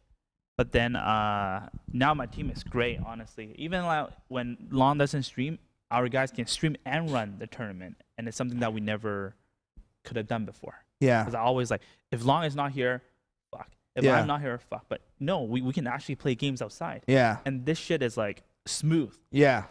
And so I now spend I haven't ran a bracket since we reopened. Except that one time when the new Adrian messed up at Pinnacle. Like I had to like cover his ass. Oh, That was yeah. the only time I had to run the bracket. But I don't have to anymore. Yeah. And I would use that time to like make tweets, to like clip, Yeah. and to To run the stream when he has to go to the bathroom yeah, and that would cut the thoughts. because so he that- doesn't trust me. Yeah, so I revamped the whole YouTube, Yeah. and then you were getting like a lot of subscribers daily and viewership. Yeah, so it's everything great. is growing. So then I realized, I would like do research. People, other organization in the world when they run FGC, their turnout. Our turnout is one of the best in the world. Yeah. I can tell you. I believe it. Our turnout in general is one of the best. But their numbers are way better when it comes to YouTube and Twitch. But they have been doing that since day one. But now we're doing it like 10 years after. Right. But they are making money off of Twitch when they do subs, donations, and then their YouTube, they're monetizing. So Yeah. they make money from that. Well, So the other thing about Twitch is like you can sell your channel too. Exactly. So like, oh, you want to use my channel for this tournament? Exactly. Pay me $1,000 or Exactly. $5,000 or same whatever. as social media. Yeah. Just so we tweet or like advertising something on the social media. Yeah. Those worth money. Yeah. So I never realized those. I always just focus on bringing like people Yeah. inside the venue. Yeah. So Yeah. It's a different thought process. it's a different thought process. But But if I did everything at the same time, I think we'll be much more successful now. Yeah, I would agree. I mean, Yeah. I think if you look back and you paid a bit more attention to that for sure, especially because you got this guy and like the stuff that you were doing on stream 2 or 3 years ago was like pretty revolutionary at the time. Oh, yeah. You were like duct taping things together, but it was stuff that wasn't normal. Yeah. But like it just wasn't being promoted enough, right? Yeah. Like you were more focusing on like, you know, maybe like 20 people or 25 people are watching. It was your community. Right. But like I remember coming to Burnaby and seeing this up. You had 2 cameras on the. Well, that was the first time coming in, right? Yeah, I remember. Tell people how was your first yeah, impression that coming in. Oh That was important. man, I told this story that time too. So, when I met Kenny at Elements, Yeah. he invited me to come to VSB, and it was in Burnaby, Yeah. off of Kingsway near Mitchtown, to check out their venue and sit down and talk and kind of look at like opportunity or whatever. So Right. I remember he gave me the address and I took my GPS. It was snowing and there was like snow everywhere. And I pulled up and there was like nowhere to park. And I think it was partially because the snowplow had pushed all the snow on the side of the road or whatever. And so there's nowhere to park. But it was a Saturday, I think. And so I was like, oh, I'll just park like in this, I don't know, wherever I parked. And I parked and I got in my car and I parked in front of this house that had like a metal gate. Oh, and it was like that crack house. it was like garbage in the whole lawn. It was like garbage bags crack house. literally everywhere. I was like, what the hell is going on? It was so weird. And there was like garbage bags everywhere and it was like the shitty house. And I turned around and it was all industrial. Yeah. And I was like, I don't know what the hell is going on. We didn't here. have a sign either. No Yeah, sign. a So little sign. there was a number, so I walked across the street and I started to just look, and then I found the door, and the door had your logo on a Yeah. piece of paper taped to the window of the door. Hey, it was laminated. It was- okay, okay, there was whatever. some effort. It was some just like, effort. and I was like, okay, I guess this is it. And I opened the door, and there's like 50 stairs that go up. I Yeah. don't know how many stairs there are. And it's like dark, and just like all these stairs. And I told this before, but like I thought you set me up for murder. Like I thought I was gonna die. And I was like, what is going on? So I walk up the stairs. And as I'm walking up the stairs, you start to hear like the noise. I was like, oh shit, okay. And then I turned the corner, and like the first thing I saw was Aya, right? And she was kind of surprised to see me, but like couldn't like she like remembered me but didn't really know. Right. And then when it clued in, she was like, oh, like so good to see you. And then you came over, and I remember he said hi, and you guys were so nice. You offered me a drink, and we sat down, and some guy was sitting at the table like eating McDonald's. I forgot who was like eating it. You know, you had that little lounge Yeah, we area had a at the lounge front. area. And then I went, and you showed me kind of where Long was, and I said hi to you, and your setup was amazing. Like again, you had lights and cameras, and it was all kind of like there were cables everywhere. So I have no idea how you That's like, mess, as usual. but it was so cool. Yeah. And to me at the time, again, this is early 2017, probably right after we met at Elements, because we met in like December. So Yeah. it was either December or January 2017. You came in 2018. January. Yeah, and like I had just kind of discovered Twitch at that time, Yeah. and so the whole streaming world was new to me. And so like seeing your setup and then seeing the output like on a monitor, seeing the stream, like shit, this is super cool. Like this is really well done. Yeah, and so it was cool. And then like. And then we went in this back room where Melee was in that secondary room, and I remember asking you like, man, is this like, are you running like a massage parlor or something? And you said like, oh man, every time someone comes in here, they think we're money laundering, because of like the way that it was set up and it was hidden behind the corner and all this stuff. We're selling drugs and stuff. Yeah, exactly. Everyone's like, what is this? And you were above like a wire shop or something. Yeah. And anyway, it was a really weird experience. But once I got in there, and Clinton was there, and it was quite cool. Like, it was a bit of a slower day because I came early. It was like maybe I came at 1 o'clock or 2 o'clock. It was snowing. It was snowing. It was snowing. And I do remember though. I remember like Dawson was there, Big D. Yeah. I think Landon, Captain L was there, and a few because it was a Smash day. Yes. And I think it was Wii U at the time, right? Sunday, yeah. Wii U. Yeah. Wii U and Melee, right? And so yeah, and I think. Was Coins casting maybe? Coins No, wouldn't cast. he wouldn't Smash. cast. Who was it then? We don't remember. Back in the days, we never really cared. Oh no, Coins is Anyone like just, Street Fighter, right? Yeah, Yeah, anyone yeah, would just yeah. sit down and like say I can't stupid remember shit. who it was. It was someone I recognized anyway. But yeah, it was super cool and it was really fun. And once I got over the fact that I was going to live, I was really excited to be there. And yeah, and that was kind of the start of where we ended up being. But like that was it was a cool spot. But I'm also like, everything happens for a reason, right? And we don't need to dive into like what happened with you and how that led into BCLC and all that other stuff. But like that space was way too small. Oh yeah. Like you would have outgrown that place in 3 or 4 months anyway. I've said this last time on one of our stream. When we moved into that space, our Facebook page, 100 something went to 1,000 something in like 4 months. In Burnaby. Wow. 1,000 something. We're like, where are these people? Yeah. How did they find out? Yeah. We did zero advertising. Yeah. And we just, worst customer service because I didn't know what the hell was going on. But like, it was growing. It was growing. Yeah, it was good. I remember like your furniture was kind of mismatched. Like you grab whatever chairs you could. Whatever I can. Yeah, it was just kind of like, and it was set up really nice. You told me that. I was like, wow, I'm very impressed how well set like up. the setup was really nice. I was like, really? Yeah, no, the setup was nice, and it felt welcoming, especially because you would never know it existed unless you were going there specifically. It was not in an area where people would be on foot because it was an industrial area. It was off of kind of like the end of Kingsway where there isn't really a whole lot else to do. Like this is before it was redeveloped into what it is now. You were upstairs. There was no signage outside. Like it's not a place that someone's just going to walk by and be like, oh, I want to check this out. Like anyone who came there specifically was coming to your place. Because I felt like FGC is just so niche. Even if we have like a proper signage and everything, people wouldn't come in. Yeah, they would like know about it. I was like, this is cool. They wouldn't like, oh, let me walk in here. Oh, you have a tournament, I'm going to join. They're not going to do that. Yeah. But then we felt like it wasn't necessary, and it wasn't. Yeah. And it wasn't. Yeah. Even now, we don't have a signage. We don't need it. Yeah, because people know about it. People know. Yeah. Exactly. Yeah. No, and I think that's what's so cool about your community is like, when people find out about it, it becomes a home for them. And there were so many stories, like even for me, the people that I spoke to, a couple of people who wanted to invest or buy you, it wasn't because the business was great.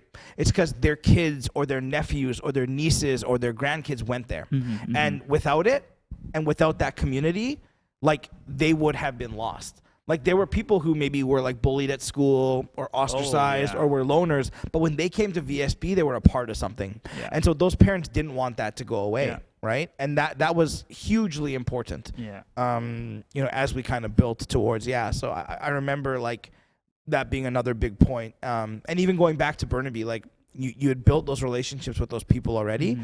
These people who've been with you for years, man. Yeah. And we watched them grow up. They were little kids. Yeah. Yeah. And now they're, they bring their girlfriends. Like, wow, you have a girlfriend. Yeah. Yeah. Yeah. Even now, I mean, like, and stuff. Like we met 5 years ago. Yeah. Think about how far we've all come in 5 years. Oh, right? Yeah. So, it's just, it's funny to think about even further back, going back to the beginning of you guys and how much it's grown. Yeah, and so it's fun, and it's always cool to do this and sit down and just kind of reminisce and talk about, how we met and the experiences. But most importantly, I think like it's good for people to just understand that nobody here is doing it for the money. Nobody here is doing it, for fame or anything like that. We do it because we love what we do. Yeah, and that's the whole purpose, right? And if that means like we have to sacrifice to make something better for the people that are coming, like we're always the first ones to sacrifice because we believe in it, right? Yeah. People don't understand like Pinnacle or these big events, how much they cost, how stressful they are, how much work it is, how much money we lose. Like they don't understand. And if anyone wants to say that we've ever made money on one of those big events, like they're joking. Like we've never. And again, that's not the point, right? The point is to do something for the community that says thank you for supporting us this whole year. This is our way of kind of giving back to you, right? Nobody else gives a set prize pool without one person signing up. Right. If 10 people signed up, we still have to give away $30K, right? We're responsible for that. Yeah. We can't change that. Right. But we do that because we believe in, what's going on. Right. So there are some legal rules too, but people don't realize like it's a lot, and the stress, right? Like those things take months to plan, and during that weekend, it's like nonstop. Go, Right. go, go, go, go. No nonstop. sleep. No sleep. Like those months, even now we're starting, like, not now. I mean, like, yeah. we started planning, Yep. and then every day we would like follow the news, make sure like, oh, maybe we're gonna do this game. Yeah. Oh, there's gonna be a new DLC. Make sure we have that Yep. going on. Tons of pressure. I think it's like the audience as well. They're very young. Yeah. So, like, we get a lot of young people come to VSB. They look at the venue price. They think, oh, wow, this is so expensive. And then we get some older people, like people who maybe rent, have a mortgage, have a full-time job, they come to VSB. They pay the venue. It's like, fair price. Then they go in, they're like, how the fuck is this place still in business? Yeah, exactly. Yeah, yeah. At the last, yeah. not even the last one. I think the last one's the most. That's when we got like a lot of new people. That's when we grew really big. So many people came in with their kids. It was like, oh, how much do you guys charge? And then I think back in the days we did like student discount. It was stupid, man. Yeah. We lost so much money. Student discount, blah blah. So we're charging like $12.50 at most without any discount. And it's okay per hour. And then he started to no, for the whole day. And then the parent was like, what? Yeah. Is like, how are you guys making money? I was Yeah. like, we don't. Yeah. That's And not the point, right? Yeah, and then she was like, how can you guys charge like this for like the whole day? What time do you Yeah. guys operate? yeah. 12 to 12. Yeah. Yeah. And then there's a lot of people who came in as like, okay, how much do you guys charge? Like $12.50 is like, they always ask the same question. Yeah. For an hour, I was like, no, for the whole day. And Yeah. then they're all mind blown and stuff. Yeah. But then when we get like just an individual, like like a kid, they would come in and it's like, how much is this? And we're like, it's like, after the discount, it's like $10.50. It's like, oh, that's so expensive. I was Yeah. like, get the fuck out. Yeah. You can't even buy McDonald's for that much. Yeah. So it's like, yeah, they don't understand, but Yeah. it's, Yeah, and so for me, I look back on specific instances that define what the passion truly is. And so like for us, I'll use Pinnacle as an example, right? So in what do you say? TCG player be like, Yeah, too expensive. $5. They're Yeah. like all grown ups. I With can't like pay. they're in like Oh, 30s. I'll spend thousands of dollars on my cards, Yeah. but I won't pay $5 to go $5 somewhere to play it. $5. Oh, you guys stream. You guys have tables, Wi-Fi, nice chairs. Yeah. Like lighting, everything. Oh, you yeah. have a TO, $5. I don't know. That's I don't too know, much. man. It's a booster pack, $200. Yeah, sure. Give me I sold. give me 20 of those. 20 of those right now. And then they open it within an hour. It was over. And it's over, and that's it. Oh, on the whatever. I'll spot. spend another $2,000 on Yeah, that. Is that how it is? That's so true. It's so true, man. But like, we look at Pinnacle and 2019 was a big one for us because 2019 River Rock. River Rock, it was our second one. That one was big because Jay Wong, Chris G, Oh, they all Kizzy flew in K, themselves. Dimeback, Jimmy Tran, Cammy, Cool Kid, Yeah. Chakotay, like that was huge for us, right? And so, we got excited about that event. And that event did pretty well. Didn't make Yeah. money, but did pretty well. So then going into this year, I remember convention center, big opportunity, first event in Canada post-COVID, like all of these big opportunities for us. But like the one thing no one ever celebrated is we didn't celebrate like getting a sponsor. We didn't celebrate selling tickets. We didn't celebrate the venue. We celebrated the people. So I remember sitting back behind this wall when tickets opened, and you remember because I came running up to you when tickets opened. Boom, Punk signed up right away. Yeah. Right. Meister signed up right All away. the pandas. All of these people signed up right away, and then like 30 minutes in, MK Leo signed up. Yeah. Right. And that's when I was like, oh my God, like that's when we got excited because like Yeah. it's not about MK Leo is coming to our event, right? Like that was, and he didn't come because of COVID, but like that's not the point that's cool. The point that's cool is like we put on this event for the people of this area. Right. And they now are going to get the opportunity to interact with and play with the best players in the world. Right. And if we didn't provide that outlet or forum for those players to come here, those guys have to fly to places to play with them. Right. You have to go to Evo, you have to go to DreamHack, you have to go to Combo Breaker, you have to go to CEO. And so like for us to have an event in Vancouver where all of these big, that's what we celebrate. And that's what shows our passion about like the community is like these people are registering on their own. We're not reaching out to them, Right. whatever. They're like Panda Global reached out to us. Right. Hey, we want to send these guys. Is that cool? Yes, 100%, right? Of course. You know, MK Leo, he signed up on Sonic Fox randomly in in August, just signed up. No one knew. Right. He just posted on Twitter, "Hey, I'm coming to Pinnacle." We were like, "Holy shit!" Like it was when someone sent it to me, I didn't believe it. I had to go onto Smash.gg to see that he actually signed up. I think it was Super Noon that he's roommates with. Yep. Yeah. Probably, yeah. Yep. And Super Noon, yeah. He went to the River Rock Yeah. one. He Yeah. went there. Yeah. Okay. Yeah. And so like when we see that, that's when it's like all the hard work for the community is paying off. And that's what we get passionate about. And so over time, we know that as we continue to grow it, these people will come back. Yeah. And eventually, one day, hopefully next year, maybe we will make a bit of money. Yeah. Maybe.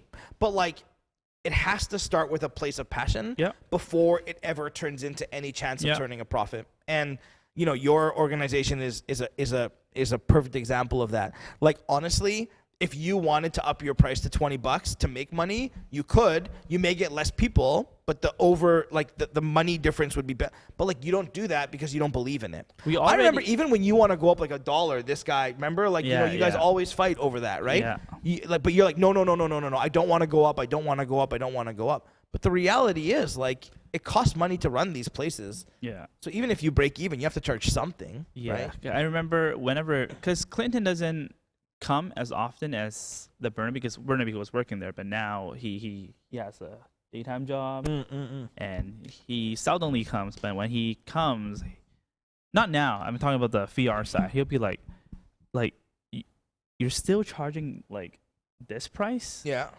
And I was like, yeah. It's like, dude, you should be charging like at Way least, more. like $20. Yeah. We're talking about 3 years ago. Yeah. At least $20. Yeah. How are you gonna make like break even? I was like, I don't. Yeah.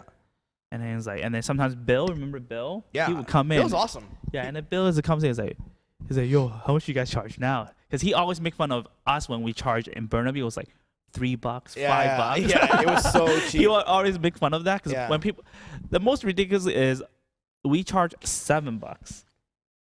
We charge $5 in the beginning, and then people bring a setup half price. Oh my gosh. And then student discount. Oh my gosh. Another half price. We're charging like 100. So they're paying like $2. Less than that.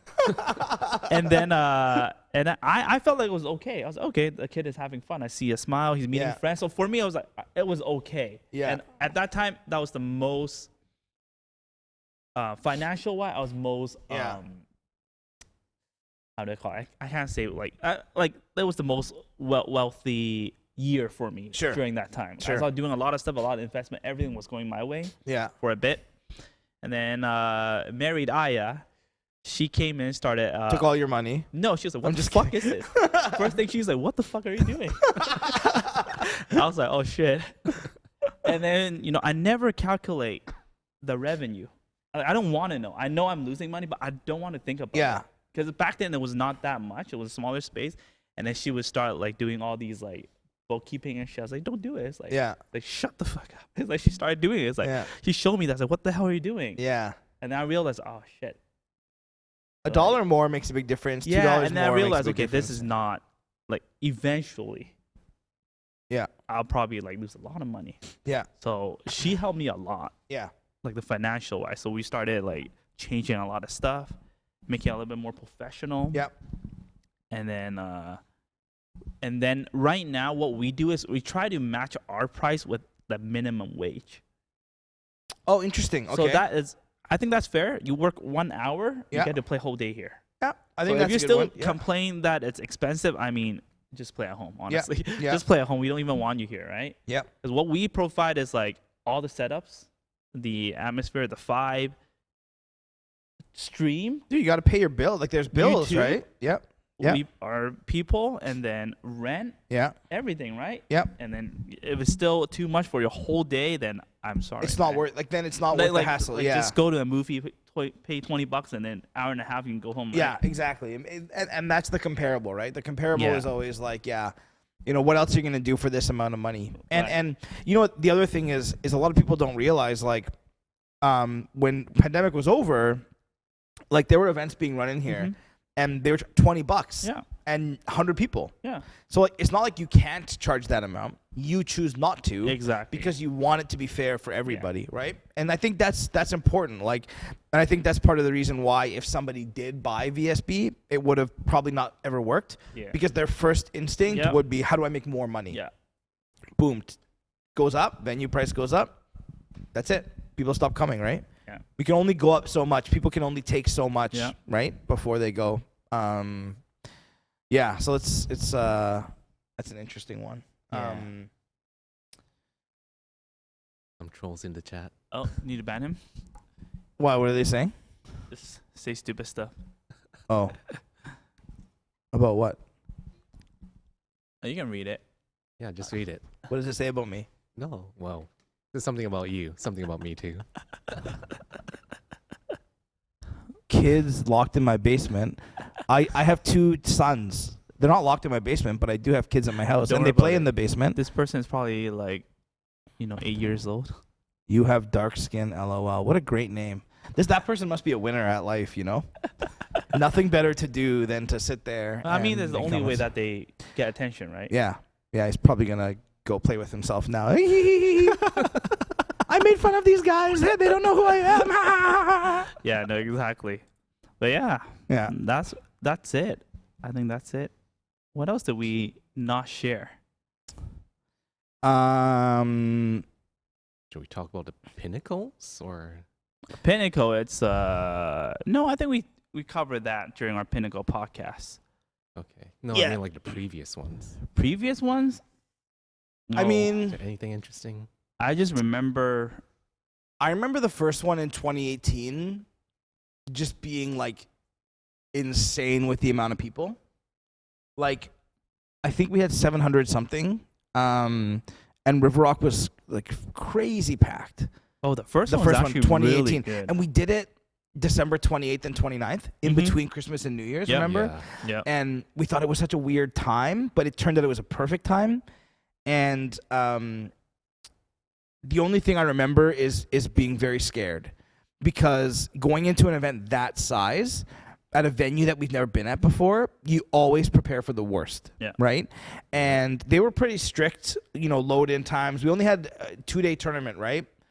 2 days. Yes. We loaded in Friday, Yeah. and then it was Saturday, Sunday, and we had like sports games, which screwed us over from a timing perspective. And you just always think the worst, right? When you Yeah. load in, you never know how it's gonna go, and you never know what it's gonna be like. So I remember just being really scared that people weren't gonna have fun.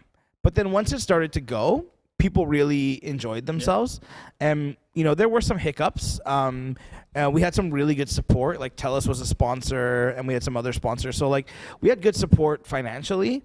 And I used to work for that casino group, so we got a pretty good deal on the venue. And so we were able to kind of negotiate certain things. But I remember I was just scared. Like I was just petrified that everything that could go wrong would go wrong. The beauty of that event was this was open. And so if we needed anything, we didn't have to run to the store. We Right. could come here and grab it literally 5 minutes away and go back. And I remember we actually ran events. We had like a League of Legends tournament. Yeah. That same weekend. That same yeah. weekend, yeah. And so we actually had our team split. But I think that was the one where we sat down as a group and said, we've got something special here. Like, I remember when we did that Pinnacle, we had 2 goals. And it's crazy that we met the 2 goals already. Number 1 was to be at the Vancouver Convention Center or downtown Vancouver in the next 5 years. And number 2 was to be a stop on a major world tour. A Capcom was the goal at the time. The following year, we put on an amazing event with all those people who came. Yeah. And then for 2020, we were going to achieve our first goal because Capcom was going to put us on the Capcom Cup schedule. We had a date. Everything was committed and ready to go. It was on their website. On their website. Yeah. Like Pinnacle was a stop on the Pro Tour. And we also had Tekken. We were a ranking stop on the Tekken World Tour. And we had just started talking to like Arc Systems and some of these other groups as well. And we achieved that goal, and then COVID hit and kind of screwed us. So like, but we achieved that goal. And then during the pandemic, obviously, we were able to build some connections, and we ended up at the convention center. We had a 5-year goal. Technically, it was only 2 years because the pandemic wiped everything out. So like we reached our goals way faster than we thought. And if it wasn't for that first one and us kind of just saying like, okay, we're going to commit to this and we're going to make this an annual thing, and we're going to work really hard and get the right people and build this appropriately. But like, I was just scared shitless. Like that one was, because like we had done VBRs. We'd done a couple, like I'd worked with you guys on 2 VBRs. This was a totally different level, right? Multiple streams, big stage, 40 or 50 gaming setups, 700 people, 15K I think for the first year, or 20K. Yeah, big prize Don't pool. worry, man. That's kind of like me every single event. I always think about what's gonna go wrong. Yeah. And try to like mitigate it before it happens. Yeah. I don't think about that at all. That's why we work so well and badly together. Yeah, no, I'm honest. I just think about what can bring in people, what can drive in more people, how they can have fun. That's it. Yeah. I just think about that. And that's why I love talking to you too, because when I talk to you, you're so optimistic, right? Oh, like if these guys can't come out, I won't say who, but if these guys can't come in, we'll just run it ourselves. Oh, we can do it. It's just like, no, we can't. It's like the complete opposite. Like, and that's important in a team. Yeah. Oh yeah. And for with sure. our other people, same thing. They all, because one thing, like I mentioned earlier, if someone asks me, "Are you hiring?" Even if I'm hiring, I won't hire him because I know that all I would do is give him instruction and he's just going to do it. Yeah. Like he wouldn't contribute too much and give us too much value in the team. Yeah. Yeah. But for now, our team, they will be like, maybe we should do this. Yeah. You know what? This would be good. Yeah. What do you think about this? They all give me inputs. Yeah. And it's very important. It is. That's what a team's all about, right? Exactly. I'm more similar to you, like with our team. Mm-hmm. Like when we're talking about these big events or things, I'm always like, oh, we can do this and this and this. And then, Matt is like you, much more in tune with realism. Oh, we can't, or are you sure? But the team rallies around that and makes it happen. And like Pinnacle this past year was a great example of that. There were so many things that we could have just said, hey, we're not going to do this, right? There were so many opportunities for us to just like not do it, specifically, COVID. But we were like, no, we're not going to let that ruin it for us. And to this day, and someone can correct me if I'm wrong, but like every other FGC event that I have seen has had some report of COVID coming out of that. We had zero. We had a very strict policy. Everybody had to wear their mask at all time. We had hand sanitizer everywhere. We were very careful. Everyone had to bring their own headphones when they wanted to. Like we were so careful, and we had zero. And that to me is a huge testament. 1,200 people, right? No, and Canada also has the highest percentage of people fully vaccinated. Right, exactly. So it's a safer country to go to too. Yeah. So everyone who came from the States brought their vaccine card. Yeah. I went for lunch with Josh from Canada Global and Kizzy K, and they're from the US, and they came ready with their stuff, and it was like an easy process. The restaurant, no problem. So like I'm really proud of that, but Pinnacle has grown to be something, I think, so much bigger. We all had expectation, but it's grown in a short period of time. And we're very fortunate because people believe in us. Right. The community believes in us. Pinnacle has some brand value now. Obviously, venues believe in us because the convention center, we had a great working relationship with them. Our partners believe in us. You look at some of the sponsors this year, Durex, HyperX, Medify, so many more. We're very lucky to be where we are, but it's all because we just took a leap of faith on that first one. Yeah. And just decided to kind of do it regardless of how scary it was. But yeah. And now we're here. Wednesday Durex sponsorship gonna send us samples. You want some? Did you see the activation we did on the weekend with them? No, I didn't watch that So one. we ran a League of Legends tournament with them, and when the game started, the map was covered by a condom wrapper, and then the announcers would say 3, 2, 1, unwrap the map, and then the condom wrapper would open and move, and then the map would be. It was amazing, What the man. It hell? was so good. We're very lucky to work with partners like them and 7-Eleven. Like, you know, we just did a Guilty Gear tournament with 7-Eleven a couple weeks ago. That we're could have been a very little lucky. bit better if it was scheduled a little bit better. Yeah, I mean, so the tough part for us when we're working with some of these bigger brands, there are certain goals and expectations that have to be met, and when we're scheduling dates and stuff or timing, we tend to like not look, because if we tried to look at everything that was out there, it would take forever. Right. The other thing to remember is we're scheduling these 4 or 5 months in advance. Right. And so when we sign a deal with like a 7-Eleven, we're pitching them the games on the dates. So sometimes there's flexibility, but if you look at TGS's internal calendar, like we're 3 months ahead and it's always full. Right. So we have to be cognizant of like, oh, this event is running and this event, so we can only run so many broadcasts on one day. We only have so many people. So yeah, it was the same day as your FGC stuff. R is fine. It was same as the CEO. I know. It I wasn't know. same as CEO. So we actually talked internally about how much of an effect that would have on us, and there were 2 things that we decided. 3 things actually. Number 1, the talent that we had to promote it, Yipes and Jay Wong, were not going to CEO, Right. so they could still do the date. Number 2, CEO capped really early, and so we knew there were a lot of people at home that would still want to play in the tournament, and it was a free tournament with 1K prize pool. 2K. 2K. And then number 3 was working with the client. Again, clients all have different metrics. One of their metrics was views, not players. So it didn't really, like, I don't want to say it didn't matter, because the more players you have, the better. Yes. But like whether it was 58, 64, or 120 didn't matter. What mattered to them was how many people were engaging with their brand. And so, you know, we streamed it on our Twitch, on Facebook, on YouTube, and on Jay Wong's Twitch. Yeah. And we crushed it from a viewership perspective, and that's what makes the brand happy. And if you look at the activations, I don't know if you guys watch, but like, you know, Jay Wong didn't know we delivered 7-Eleven to his house. Yeah. And then, you know, Yipes, we delivered a Slurpee to him. Who was here? Coins and Suplex, I think, were here. Yeah. And like we got pizza for them and Slurpees, right? And like that stuff, that's what 7-Eleven loves. Yes. And so we clip those things, we make a highlight video, and then they can use it for advertising. So like, yeah, when we realized it was a huge oversight, I'm Yeah. not gonna lie, but when we realized it was the same weekend, we did have an internal discussion. There's also like, I think even with Pinnacle, you and I have gone over this so many times. Is like we try to find a date, and no matter what, it's always going to conflict with something. Yeah, Always, yeah. right? And so at some point, we just need to say, you know what? We believe in ourselves enough that we're just going to do it anyway. Right.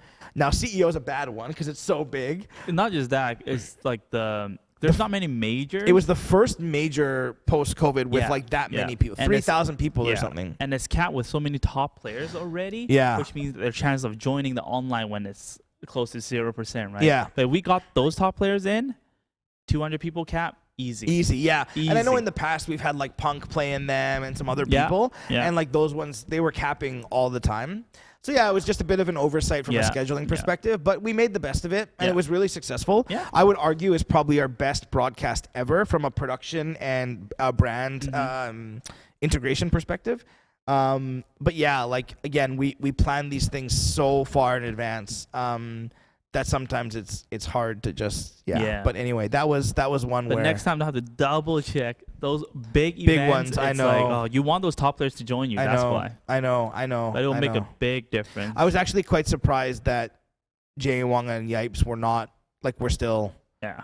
available. I was quite surprised that they weren't going to CEO, but it made sense with Omicron and cross border and some of the other stuff with Jay Wong specifically. But Yeah. and so, you know, Pinnacles have been super successful, but like, I think you and I, we're gluttons for punishment. Like we enjoy making life harder on ourselves than it needs to be. Yeah. And so, you know, we were sitting down and we're like, Pinnacle is not enough. We need to do more. Yeah. So yeah, I don't know if you want to. Yeah. So in March, we'll be doing the Vancouver Battle Royale again. Not many viewers. I don't know the regular guys who didn't tune in. Maybe there's another tournament right now happening somewhere online. But we're doing that again. So March, stay tuned. We're going to add TCG. Yeah, card games will be a part of it. Yeah. TCG definitely needs to be a part of it because we've been doing it for 8 weeks and we've seen like crazy growth. Yeah. A lot of people. So that thing is definitely something we want to add in our lineup. Yep. And then all the modern hot title FGC game. And then we might work with other organizations too. Yeah, we have some surprises that we'll be Yes. announcing. It'll be March 12th and 13th, Saturday, Yes. Sunday, 2-day event. Yes. Also at the convention center on the east side, On the which older is one. like, and we went and saw the venue and it's just phenomenal. Yeah. It's I like it perfect. better than the new Yeah, I I convention don't center. like the basement. Yeah. Yeah. And it Sucks. feels a little bit depressing. Maybe it's their layout. I don't know. It's But the- concrete. It's yeah. so bad. But Like the- It's so big. It's so It's big. like, so for Pinnacle, it's good. Yeah. Because Pinnacle, like, realistically will have 2 to 3 times as many people next year, Right. and the East Convention Center can't hold. It's too Right, small. right. And when you have that many people in that big space, it's different. It Of was just this year course. was kind of empty because we didn't have as many people as we Right. wanted. yes, Canada Place, the Yeah. side with the sails. With the sales, yeah. Yeah. So we're gonna have like 3 areas for now. We'll have an FGC area. We'll have a TCG area with a bunch of games, and then another area. It's a surprise. We'll Yeah. announce, but we're planning on having the on sale in January. It is going to be super affordable. Like, it's not going to be Pinnacle prices. It'll be Yeah. way less because, again, this is more of a community thing. And, you know, the first big event that we did together Mhm. was VBR in 2018, And 2017, 2017. in October of 2017. And so We're gonna bring it back. we're all excited. Yeah, we We'll just have to bring it think of a back. name. BBR Reloaded. Resurgence. Resurgence again. The resurgence I of don't know. resurgence. I think Something. Reloaded is pretty cool. Reloaded. Reloaded. Maybe we can make the stinger like a handgun. Reload. the run back. Run back. Whatever. We'll figure it out. Yeah. We'll figure it out. But yeah, definitely stay tuned. We'll make it successful. It's Yeah, gonna be it'll be great. a lot of fun, and we'll. And man. Vincent right there asking for the rapper. So don't worry, the rapper will not be there, but we will be playing that rap for the whole weekend. You I'm won't trying miss it. to convince him to get the rapper to come, but the problem is how much they paid for the song. He probably wants like 4 times that to come He perform probably it wants live. like $1 million now. Yeah. He's like, oh shit, it's people Yeah. are listening to it. Oh man, we retro put is it like, on yeah. like Spotify. People are downloading. It will be. You guys can download it. We'll put it somewhere. You guys can download it. Oh, you know, man. you come into Pinnacle when you sign up. You scan the code. You have that rap in your phone. You know, there's an event in Portland. I don't know if you guys have seen it called Back in Blood. It's like No. a smaller tournament, Back in Blood and Back in Blood 2. And the guy who runs it, he does a rap to promote the Oh my tournament. God. And it's like cringy, but in a fun way. Like, I think he doesn't take himself too seriously, but it's like actually pretty cool how like I've seen it like a million And times people now. like it. Oh yeah, the That's community loves awesome. it. But it's like the TO, he's rapping, right? And anyway, I'll send you guys the YouTube links later. But I feel like that's with that rap is like it's cringy, but people are also like it means something to them, right? Because Yeah, it's been I around for guess. so long and you spent so much money on it. That's it's like kind of like one Oh, of those man. things where it's just like you sit back and laugh at it, Yeah. but it is what it is. right? Memories. Yeah. No, I'm not rapping. No, never. I'm not Kenny rapping. should learn that song. I don't want to. No.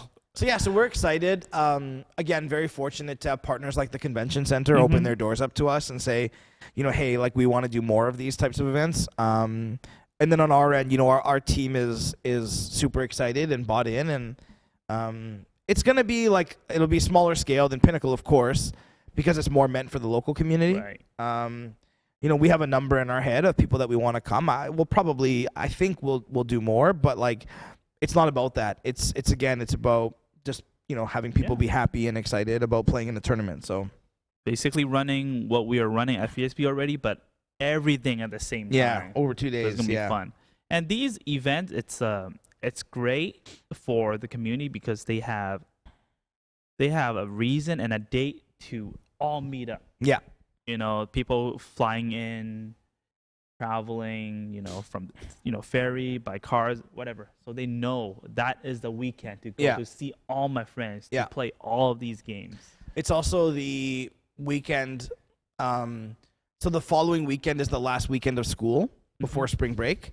So most people will have like be done their exams, and it's more just like getting through the last couple of days. So that should be fun for people as well. I think the reason that makes sense for us is people are still in town. Yeah. If we went too much later, people might go out of town for spring break. Because now spring break is 2 weeks, I think. It used to be 1 week. Now it's 2 weeks. 10 days? Yeah. I think it's I 10 haven't paid days. attention. I think it's longer than it used to be for sure. Oh, wow. And so, it's just nice to kind of, and then, who knows? I don't think we're expecting many people to travel in, but if they do, I again, actually think a lot of people would travel in. You think so? I think the number, minus the wrestling, the number would be a little bit more than Wow. Pinnacle. Wow. Yep. That would be. I think I don't think so. with TCG, I See, think positivity with and TCG, yes. But Oh, yeah, with FGC TCG. No, with TCG, not Yeah. just FGC is impossible. Yeah, Just not to get alone that for many. me. Yeah, but yeah, with TCG, I think it's going to be a bigger number. Yeah, and then once we announce, like, hopefully the surprise of surprise, it will be it there. will be- It'll be way bigger. It would be way more than Pinnacle. Yeah, I think so too. Yeah. And in a space that I think is more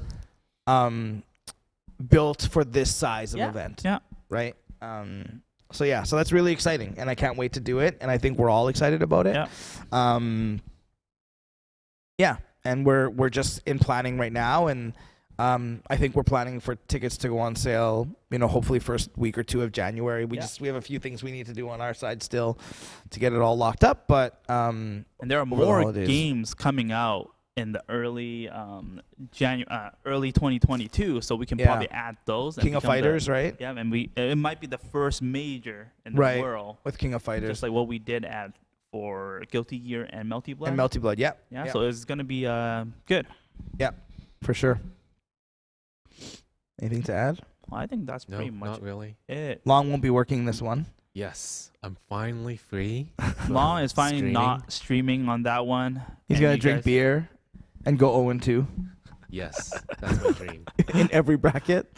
Yeah, For yeah, The longest time I had a dream of actually going and to not a streaming. major and not streaming, because streaming is just like so exhausting. Like it really takes a lot out of you. Oh Yeah. yeah. Because you start early, you end late, and by the time you're done, everyone's already gone having fun. And you're like, Yeah. "Why am I And you're like focused the whole time. You have There's- to. You can't have take to a be break. focused. You can. Yeah. Yeah. top 8 TOs can like relax. It's like bracket runs itself. Yeah. You can just chill, maybe clean up, Yep. watch the games. For me, I'm like, fuck, top 8. Yeah. You Gets even can't more mess stressful. up with the scores and stuff too. Yeah. People will be all over you. Yep. Yeah. So yeah, it'll be a lot of fun. I think we'll still get some big names out. Like I think we I think will. we'll get some big players. At least get Jay Wong. That's for sure. Yeah, he'll be. Yeah, I haven't, and to be honest, again, because I don't really care as much anymore, I haven't gone ahead and looked at what's happening that weekend, We if don't there's need to. anything. But like again, that's not really our concern. Mhm. There's always going to be something. Yeah. And so we're not going to be able to sit there and say like, oh, we're going to be, competing with this, that, or the other. That's not the point, right? The point is to put something on for the local community, and if people want to travel in, then that's great. So we'll see what else is happening, and I think with COVID, there's still a lot that's kind of not really known Yeah, still. yeah. So Yeah, especially with Omicron. yeah, I hope it won't So, be too yeah. bad. yeah. So Maybe not. yeah, we'll see. I mean, 3 months is a long time, but it's not a Mhm. long time. Mhm. So anything can happen. I mean, leading up to Pinnacle, when we announced it, cases were super low, remember? And they were going to open everything in September. That was Yeah. the plan. And then boom, it went up Can't and do it everything again. changed. Yeah, yeah. So we'll see. I mean, we'll be prepared either way. Oh, yeah. Yeah.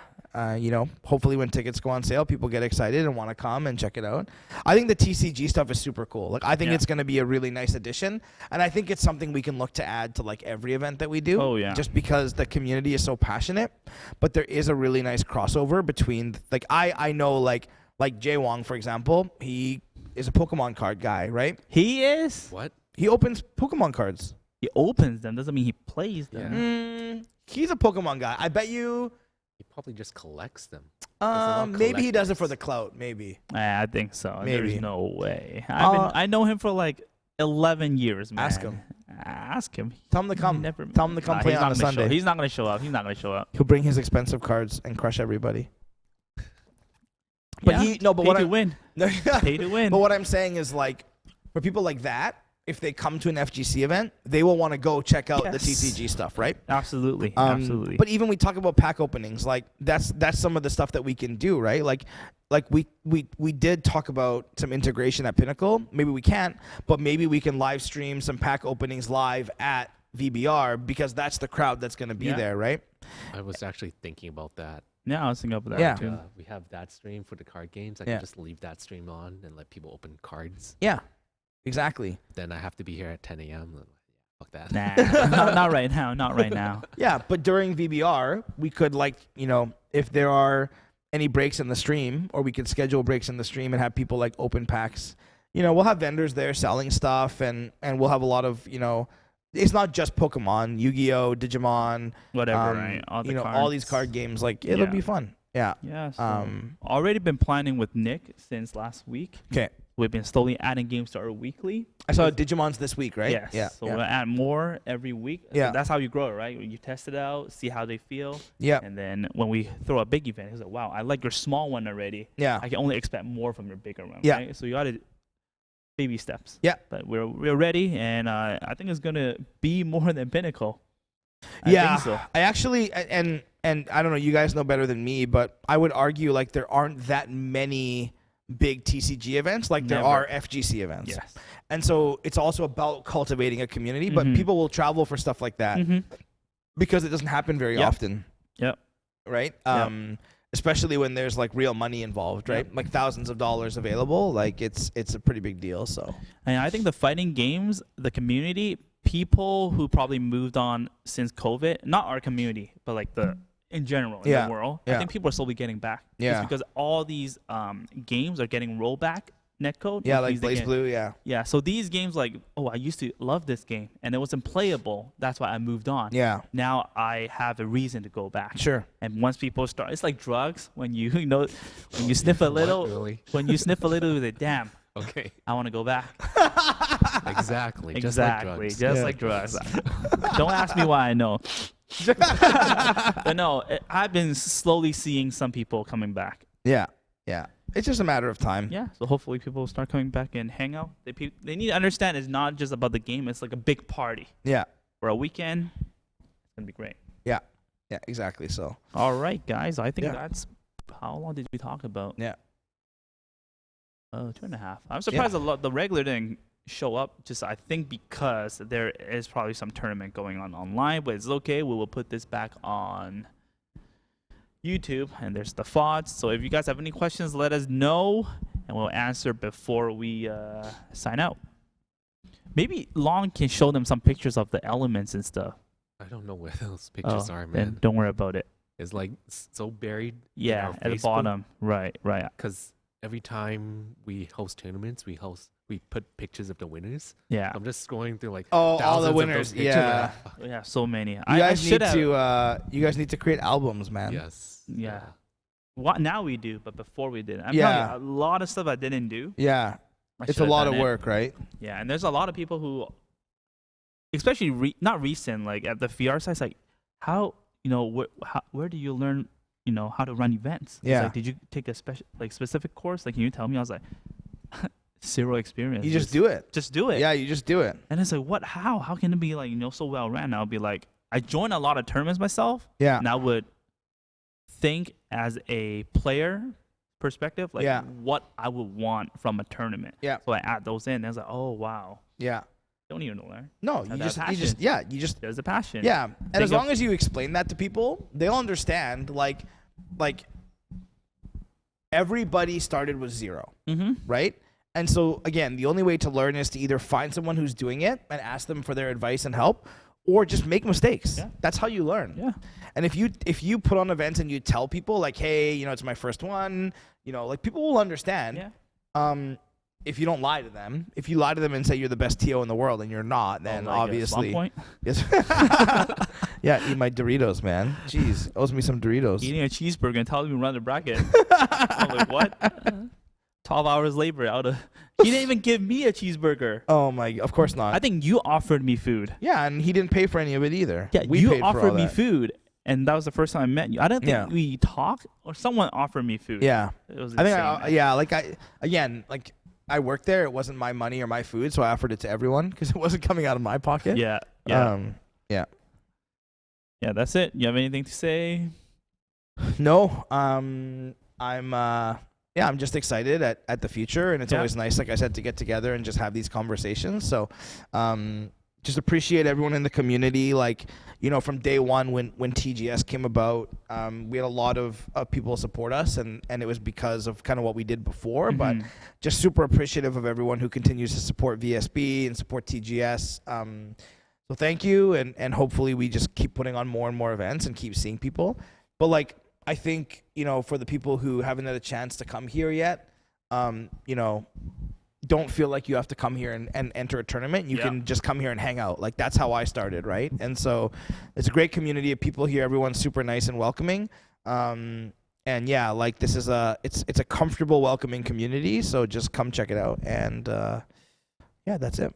Yeah. So you don't have to be good to be a part of us. You just have to be awesome.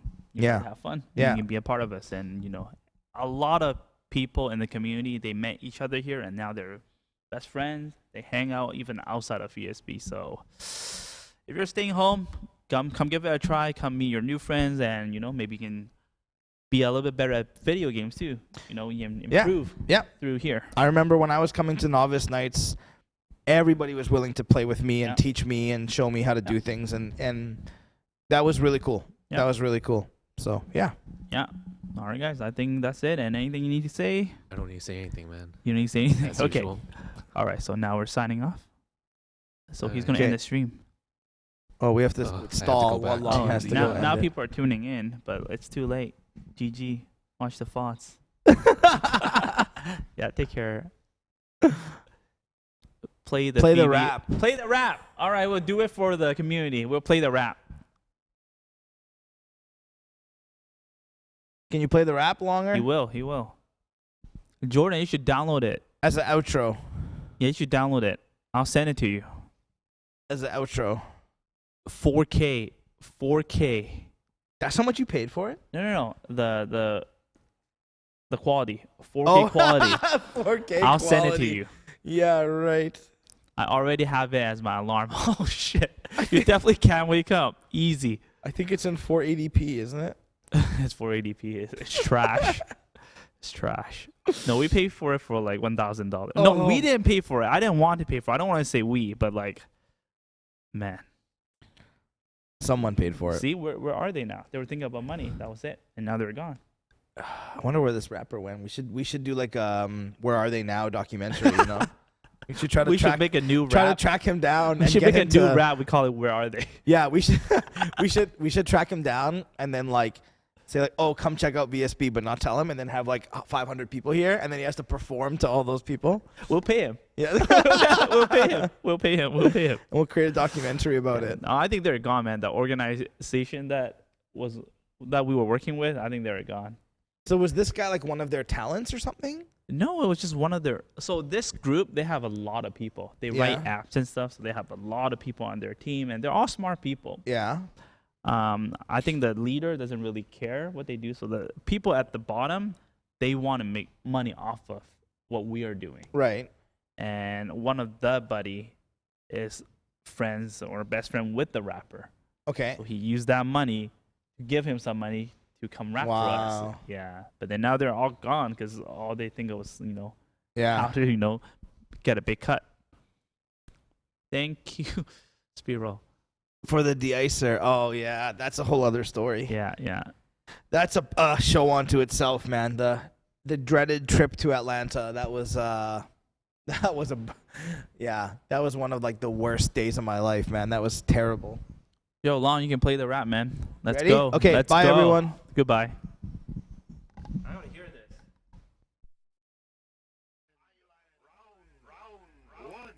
Don't blink, cause I beat you in an instant. Round 1 KO, style is exquisite. This is my house, you're just here for a visit. And I didn't come to play, I kill you, it's all business. Street fighter, my fists, they spit fire. My wrist could twist tires, the champ